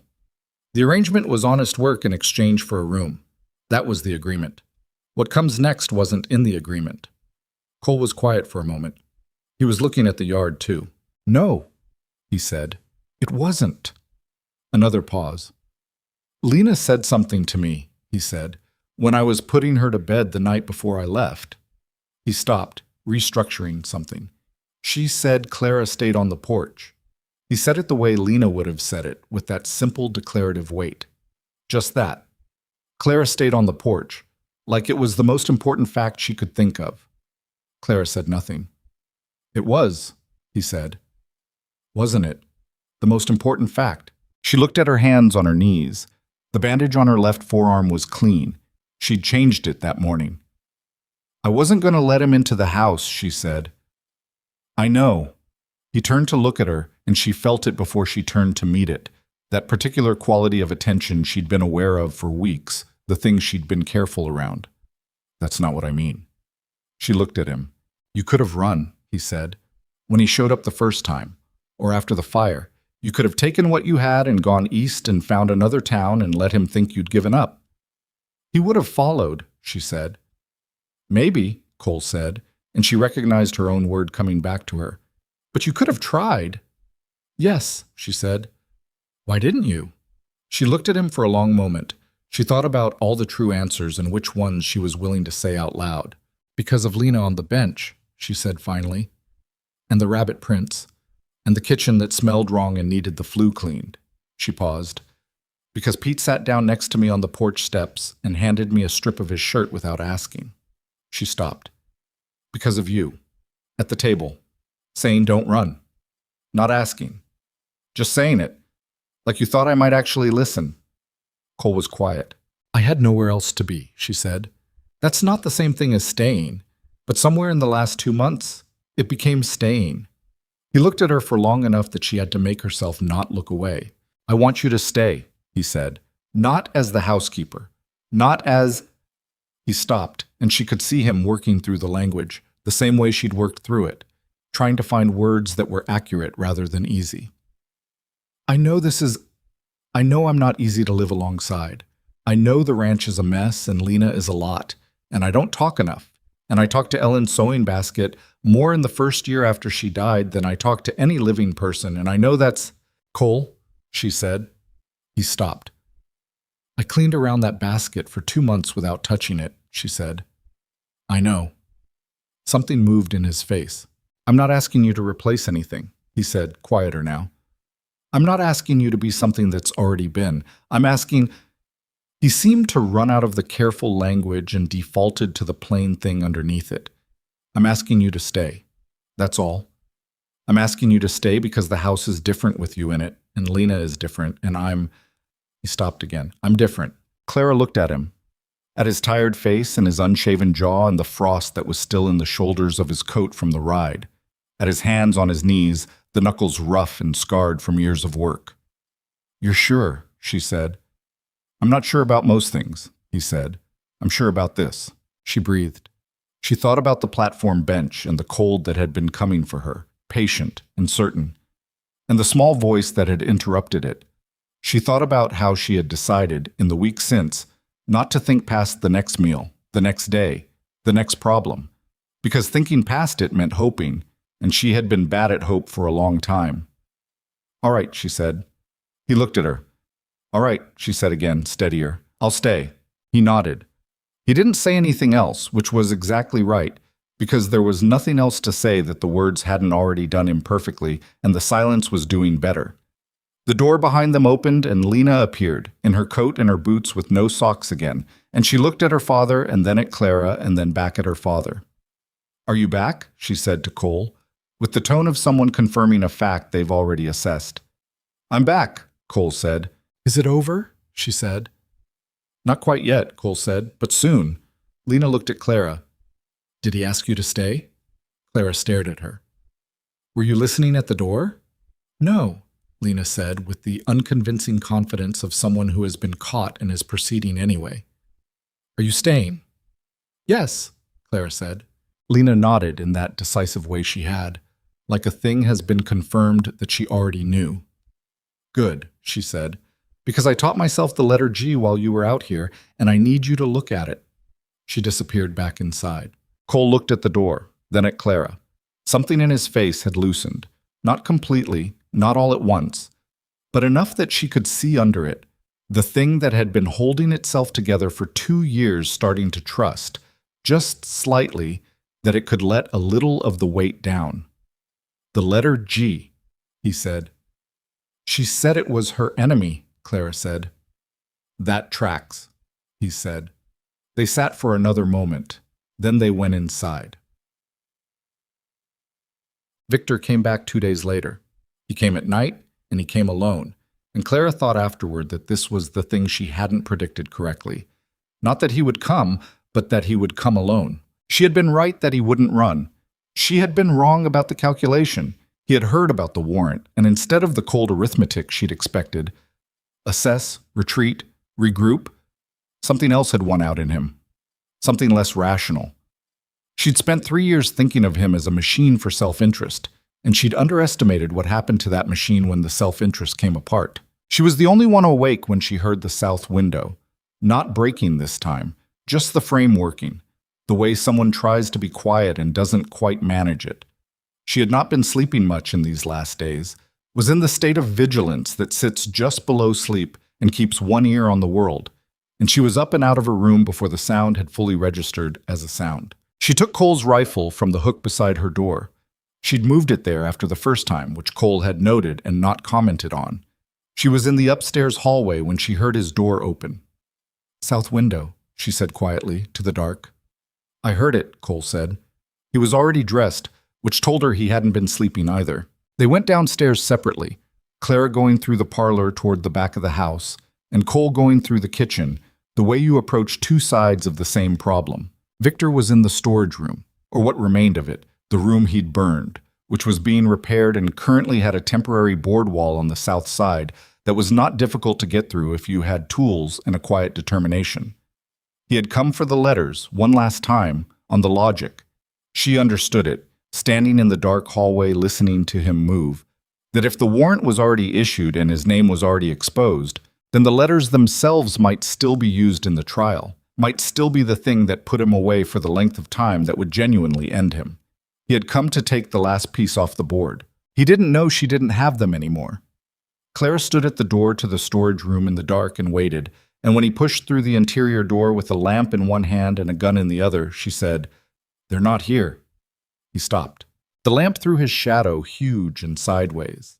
He looked at her, and then at the rifle, and she watched him do the same calculation he'd done on the porch, the assessment of her, the question of whether she would. And she held the rifle level, and she did not answer the question for him. "They're in Grantham," she said, "in the marshal's office, logged and recorded 3 days ago. Your name is on the warrant, and those letters are already where they need to be." She paused. "There's nothing left here for you." He stood very still. She heard from outside the sound of horses. Not one or two, several.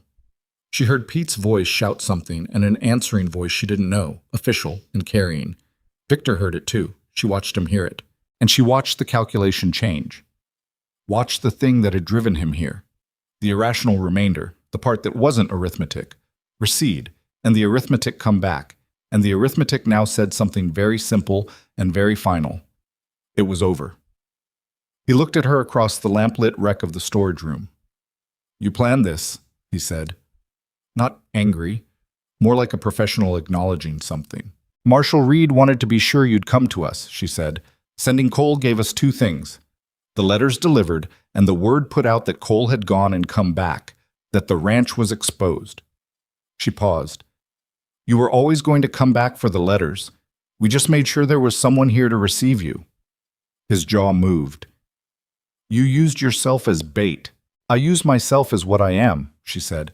"Someone you'd come back for. Someone you underestimated." She kept the rifle level.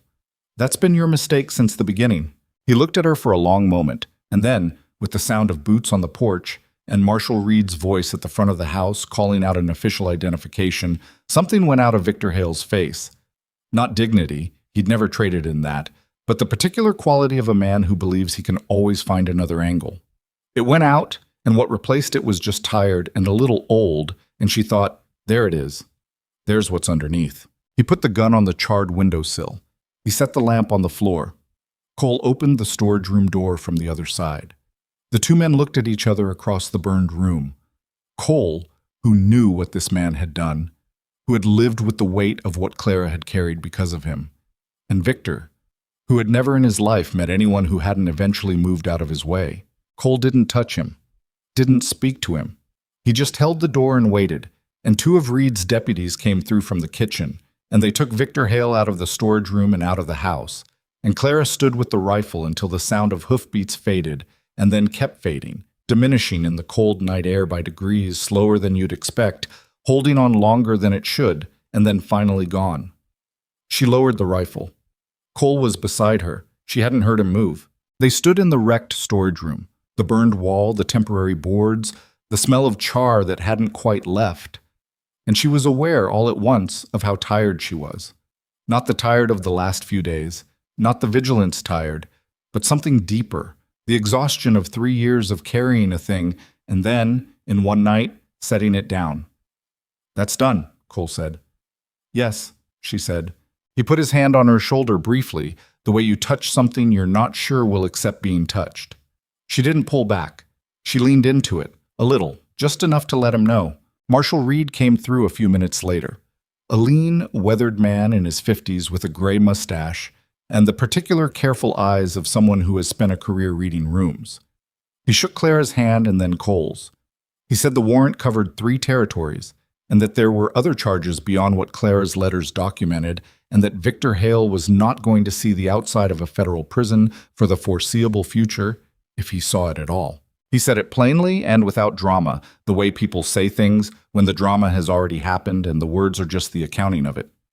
He also said, to Clara specifically, looking at her directly, "The documentation you put together, the precision of it, the scope, that's the difference between a case and a conviction.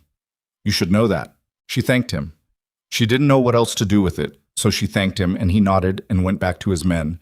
And she went to the kitchen and made coffee because it was 4 a.m. and nobody was going to sleep again before dawn. Pete came in from outside looking like he'd been standing in the cold for 4 hours, which he had, and he sat down and wrapped his hands around the cup she handed him and said, "Is it done?" "It's done," she said. He nodded. He drank his coffee. That was Pete. Lena appeared at the kitchen door in her nightgown, not surprised to find it full of people at 4 a.m, just assessing it, and looked at Clara and said, "Is Papa all right?" "Your father is fine," Clara said. "So is everyone else." "Did they get him?" "They got him." Lena considered this with her usual gravity. Then she said, "Can I have milk?" And Clara got her milk and Lena sat at the table next to Pete, who moved over without being asked, and the kitchen filled up slowly with the sounds of people coming down from something together. Voices lower than usual, the particular register of people who have been afraid for a long time and are starting to let themselves stop. Cole came in last. He poured his own coffee, which he never did when Clara was in the kitchen, always waited for her to pour, not because he expected it, but because they'd developed habits together without particularly negotiating them. And he sat down and looked around the kitchen at Pete and Lena and Dooley, who'd come in from the bunkhouse and was trying to pour coffee one-handed with notable ambition, and he looked last at Clara, who was standing at the stove not because there was anything on the stove, but because she needed somewhere to stand. He said quietly enough that it didn't carry to the room, "You did that on purpose. The plan with Reed. You set yourself up in the house." "I discussed it with Reed when you were in Grantham," she said, equally quiet. "He wanted Victor in custody, not running. The only way to guarantee he'd come here was to make it look like the house was the weak point." "Which meant you were in the house," Cole said. "Which meant I was in the house," she said. He looked at her for a long moment. He was not angry. She'd been prepared for anger, and it wasn't there. What was there instead was something more complicated, the look of a man recalibrating something, adjusting his sense of a person in a direction that surprised him. "You should have told me," he said. "You would have argued," she said. "Yes," he said. "And you would have been right to argue," she said. "And I would have done it anyway." She met his eyes. "That's the other part of who I am, not just the flu and the cornbread and the letter G. This part too." He was quiet. "I know," he said, and then, "I know that." Lena had climbed onto Pete's knee, which Pete was tolerating with the careful stillness of a man who is deeply uncertain about this, but has decided not to address it. She was leaning against his arm with her eyes 3/4 closed, the milk cup loose in her hands. Clara went to the table. She took the cup from Lena's hands before it could drop. Lena made a small sound of protest and then subsided. Cole watched her do it. She looked up and found him watching and didn't look away. "I know," he said again, softer, which was not a repetition so much as a completion of something he'd started saying and was only now finishing. "I know who you are. All of it. That's what I'm asking to stay." She sat down at the table. Cole sat across from her. The lamp burned. Pete held very still under the weight of the 6-year-old who had fallen asleep on his arm, with the expression of a man who has made his peace with his situation.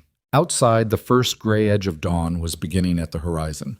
Not light yet, just the absence of full dark, the sky deciding to reconsider.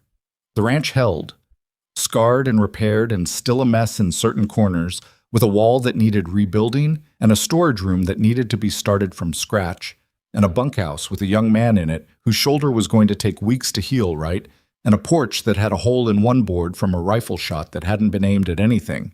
All of it imperfect. All of it still standing. Clara looked at the table, at the coffee cups and Lena's milk glass, and Pete's calloused hands, and Cole across from her with his tired face and his steady eyes. And she thought that the word for this, the word for what this was not a word she'd had access to for a long time. She had it now. She recognized it by weight, not by name. The same way you recognize a sound you heard a long time ago in a house that was warm, before the fire, before all of it. The sound of a place where you belong. She wrapped her hands around her coffee cup and she stayed. The storage room took 3 weeks to rebuild. Cole and Hank did most of the framing. Pete handled the finish work on the interior walls, and Dooley, whose shoulder had been confirmed cracked by the doctor in Dalton Creek, which Dooley treated as a personal insult from the universe, supervised from a stool he dragged out of the barn each morning with one hand, offering commentary that nobody asked for and that Pete ignored with the practiced serenity of a man who has spent years developing selective hearing. Clara cooked for all of them and managed the house and ordered the supplies and kept Lena's lessons running. And on the days when the construction noise was too much for concentration, she moved the lessons outside, bundled against the cold. Lena reading aloud from the primer with her breath-making white clouds in the air, her finger moving under the words with the focused intensity she brought to everything now. The letter G had been fully defeated.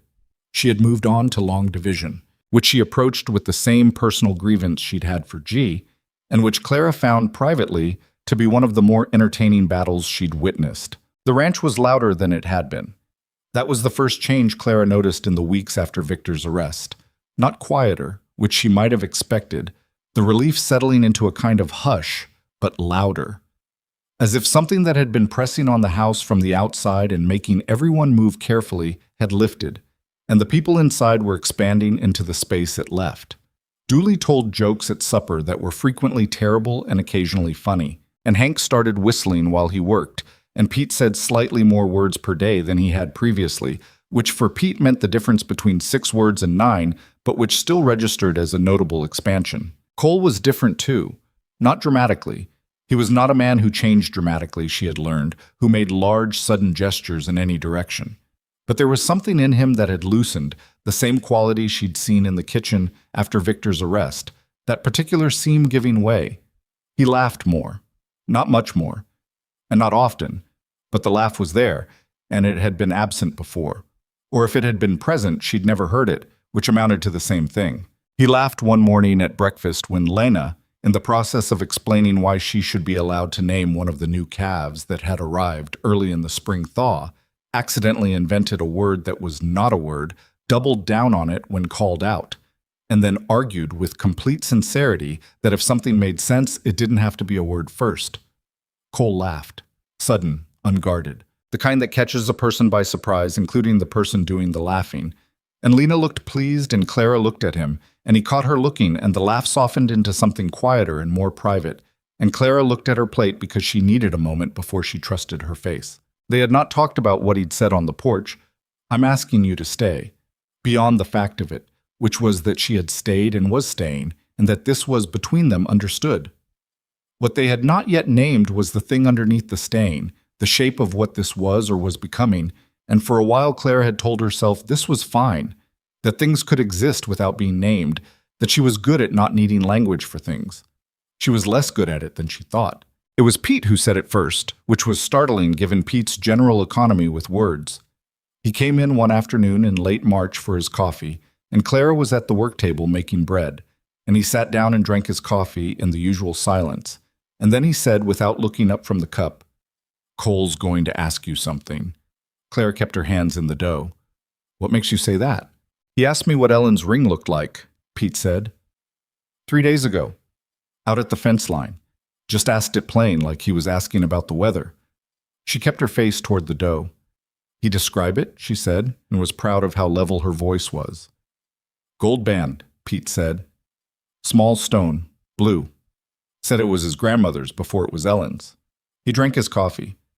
"I think he's trying to decide if he should use the same ring or get a different one." Clara was quiet for a moment. "What do you think he should do?" Pete considered. "Different ring," he said. "Same thing done twice is still just one thing. Twice." She looked at him.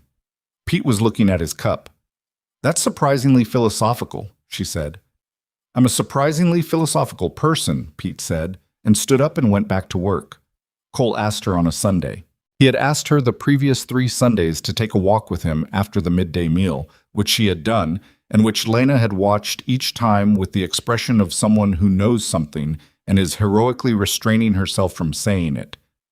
These walks had become a thing Clara looked forward to in a way she hadn't looked forward to things in years. Not because they were eventful, but because they were theirs. They walked the fence line on the west side of the property, where the land opened up and you could see the mountains in the distance, blue-gray and enormous. And Cole talked about the ranch or didn't, and she talked or didn't, and the silence between them had long since stopped being careful. On the fourth Sunday, he stopped at the west fence where the view was best, where the mountains were doing that thing they do in early spring when the light hits them at a low angle and they look briefly like something out of a story. And he turned to her and he had the look of a man who has prepared for something and arrived at the moment and finds that all the preparation has become irrelevant. "I've been trying to figure out the right way to say this," he said. "You don't need the right way," she said. "Just the true way." He looked at her. He reached into his coat pocket and produced a ring. Not a woman's ring, she saw immediately. Not a delicate thing. It was a plain gold band, heavier than she'd expected, with a small dark stone she couldn't quite identify in the winter light. Not blue, dark green maybe. "I had it made in Dalton Creek," he said, 3 weeks ago, from the jeweler on 2nd Street. He turned it in his fingers. I told him I needed something that looked like it had been made to last." He paused. "He showed me 10 things, and I picked the one that looked most like it could survive being used." She looked at the ring. I'm going to say this wrong," he said. "I've been trying to get it right in my head for a month, and it keeps coming out wrong, so I'm going to say it the way it comes." He stopped, restarted. "You were going to freeze to death on that bench. I don't say that to... It's not about that. What I mean is, you were at the end of something, and then you weren't. And the difference wasn't me. I know it wasn't me. The difference was you deciding to stay every day when you could have left. Every time you could have left." He looked at her. "I want you to decide to stay permanently. I want to be the reason you stay, the way you've become the reason for things here. The way the house runs different, and Lena reads and Pete talks more, and I..." He stopped. "I laugh more," he said, like it was the simplest and most complete thing he could say. "I laugh more." Clara looked at the mountains. She looked at the ring in his rough, careful hand. She thought about her mother's kitchen, the flour and cast iron smell of it, the particular safeness of a place where you are known. She had spent 3 years telling herself she would never have that again. She had been wrong about that, the same way she'd been wrong about separateness keeping you safe, persistently, quietly, in a way that cost her things she hadn't known she was losing. "Yes," she said. He looked at her. "Yes," she said again, steadier. "Cole." He put the ring on her finger. It fit, which surprised her until she remembered that he'd been paying attention for months, the way he paid attention to things without making a performance of it. She looked at it on her hand, plain and heavy and dark-stoned and exactly right, not pretty in the way of delicate things, but solid in the way of things built to last. He put his hand over hers. His hand was warm, which she noted because her hands were always cold, and she had not had another person's warm hand over hers in 3 years, possibly longer. And the simpleness of it, just warmth, just the weight of another hand, undid something in her she hadn't known was still holding itself closed. She turned her hand over and held his. They stood at the fence line with the mountains in front of them, and the sound of the ranch behind them, and she thought, this is the moment. Not the ceremony that would come later, not the legal thing, not the words in front of whoever they asked to say the official words. This moment, with the cold air and his hand warm over hers, and the green-stoned ring between them, was the moment it became real. The rest would be the formal acknowledgement of something that had already happened. She had needed to know that about herself, that she could recognize a moment while she was inside it, that she hadn't lost that. The letter from Marshall Reed came in April. It came addressed to both of them, Mr. and Mrs. Cole Mercer, which made something in her chest catch, still, the way it had every time since the small ceremony they'd had in the parlor 6 weeks before, with Pete and Hank and Dooley and a circuit preacher who came through Dalton Creek once a month, and who had officiated with business-like warmth and a tendency to mispronounce names that nobody corrected. Lena had stood beside Clara in her best dress and held a fistful of early wildflowers she'd found along the creek that morning and presented with the gravity of someone fulfilling an important ceremonial role. The letter from Reed was 3 pages, official and thorough. Victor Hale had been tried in the territorial court in Grantham. The trial had lasted 4 days.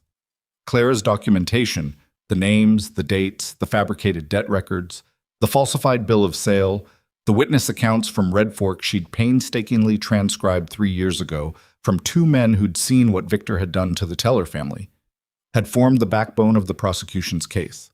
Additional charges from 2 other territories had been consolidated. Victor had hired a capable lawyer who had done what capable lawyers do with weak material, which was to make it look more uncertain than it was, and there had been 2 days during the trial, Reed wrote when it had felt close. On the 4th day, the jury had deliberated for 3 hours. Victor Hale had been found guilty on 7 counts, including arson, extortion, fraud, and 2 counts of murder that Clara had not known were in the case. The Teller family, whose deaths had been ruled accidental for 3 years and had now been ruled otherwise. He had been sentenced to 30 years in a federal penitentiary, after which he would be 71 if he lived, and even if he did, he would exit into a world that had moved on without him by so many years as to render him harmless. "I want you to know," Reed had written in the final paragraph, in a slightly different hand than the official parts of the letter, like he'd set down the official pen and picked up the personal one. That documentation of the kind you assembled, maintained under the circumstances you maintained it under, for the time you maintained it under, this is not a common thing. Most people, and I say this not to flatter but to account, would not have done it. What you did required a particular quality of stubbornness and precision that I have encountered rarely in 20 years in this work. The families in Red Fork who now have a verdict know why they have it, even if your name is not in the newspaper. I thought you should know that someone who was in the room knows." Clara read the letter 3 times, alone, at the kitchen table, in the mid-morning quiet after Cole had gone out and before Lena's lesson. She read it the way you read something that requires multiple passes before you can let it in. The first time with the surface of your mind, the second time a layer deeper, the third time all the way down. She folded it carefully and put it back in its envelope. Then she sat for a while with her hands flat on the table and thought about her father, who had not been able to pay a fabricated debt and had lost his life for it. She thought about Thomas, 17 years old, who had wanted to be a teacher. She thought about her mother's kitchen, which she could still smell if she tried. Still, after everything, the smell was still there in her, all those years later, because certain things go deep enough that time can't find them. She thought, they know now. Not that knowing brought them back. She was past the age of expecting the world to balance accounts in a way that felt satisfying. Justice, she had learned, was not satisfaction. It was accountability, which was a different and colder thing, more useful and less comforting. Victor was in prison for 30 years. The Teller family had a verdict. The people in Red Fork had a truth on record. These things were real, and they mattered, and they did not fill the specific space that 3 years of loss had carved out, but they closed the chapter. That was the thing she'd been waiting for without knowing she'd been waiting for it. The chapter closing. Not the wound healing, but the ability to move forward on the same ground as the wound without it pulling your weight sideways every time you took a step. She made coffee. She went to get Lena. Telling Lena about the verdict was not the conversation Clara had anticipated. She had expected. She didn't know what she'd expected. Questions, probably. That focused, practical concern Lena brought to most things. What she got instead was Lena sitting very still for a moment, and then saying quietly, "So it's really done?" "Yes," Clara said. Lena was quiet for another moment. Then, "Does it feel different?" Clara thought about it honestly, the way Lena required. "Yes," she said. "A little. Not the way I thought it would feel, but different." "Good different?" "Yes," she said. "Good different." Lena nodded slowly. Then she said, "Did they put his name in a record somewhere, so people can see what he did?" "The trial is on record," Clara said. "Every charge, every piece of evidence, it's all in the territorial court records in Grantham. It doesn't go away." This seemed to matter to Lena in a specific way. "Good," she said, "because my mama is in the church records in Dalton Creek, that she was born and that she died. Her name is there." She paused. "I want the bad man's name to be in records too, the bad kind." Clara looked at her daughter, and she could think of Lena as her daughter now, had been thinking it for weeks. Would make it legal before the year was out. Cole had already asked about the process with the county clerk. And she felt, as she often felt looking at this child, the complicated overlapping of grief and gratitude that she was coming to understand was not a contradiction, but simply what love felt like when it had survived something. "It is," Clara said. "He's in the records. The bad kind." Lena seemed satisfied by this. She picked up her pencil. "Can we do the division now? I want to beat the sevens today." "The sevens are tough," Clara said. "So am I," Lena said, entirely without bravado, just as a statement of fact, the way her father stated facts. Clara sat down across from her at the parlor desk and opened the arithmetic book, and Lena attacked the sevens with a focused ferocity that was, in its own small way, a form of something her mother would have recognized. What? She told Cole about the letter that evening. He read it himself, slowly, the way he read things. Standing at the kitchen counter with the letter held in both hands, not sitting, the way some people stand to absorb information they want to take in all at once. He read it twice. He folded it and put it on the counter and stood looking at the window for a moment. 30 years, he said. Yes. He's 43, Cole said. I asked Reed when I went to Grantham. He's 43. She'd done the arithmetic, 73 if he lived. Most people didn't leave federal prison early or well, and the ones who did at that age left into a world that had no use for them. It was not a clean ending. She had given up on clean endings as a category of thing that existed in the real world, but it was, she thought, a sufficient one. I want to write to the families in Red Fork, she said. The tellers. I don't know if any of them are still there, but I want to try. Cole looked at her. What do you want to say? She thought about it. That it wasn't an accident, that someone said so officially, that their name is in the right kind of records now. She paused. Sometimes that's the thing people need to hear. Not that everything is better, but that the truth is somewhere it can't be changed. Write the letter, he said. I'll make sure it gets sent through Reed's office, so they know it's legitimate. She nodded. Then she said, My brother wanted to be a school teacher. Cole looked at her. She had not said that out loud before. Not to Cole, not to anyone.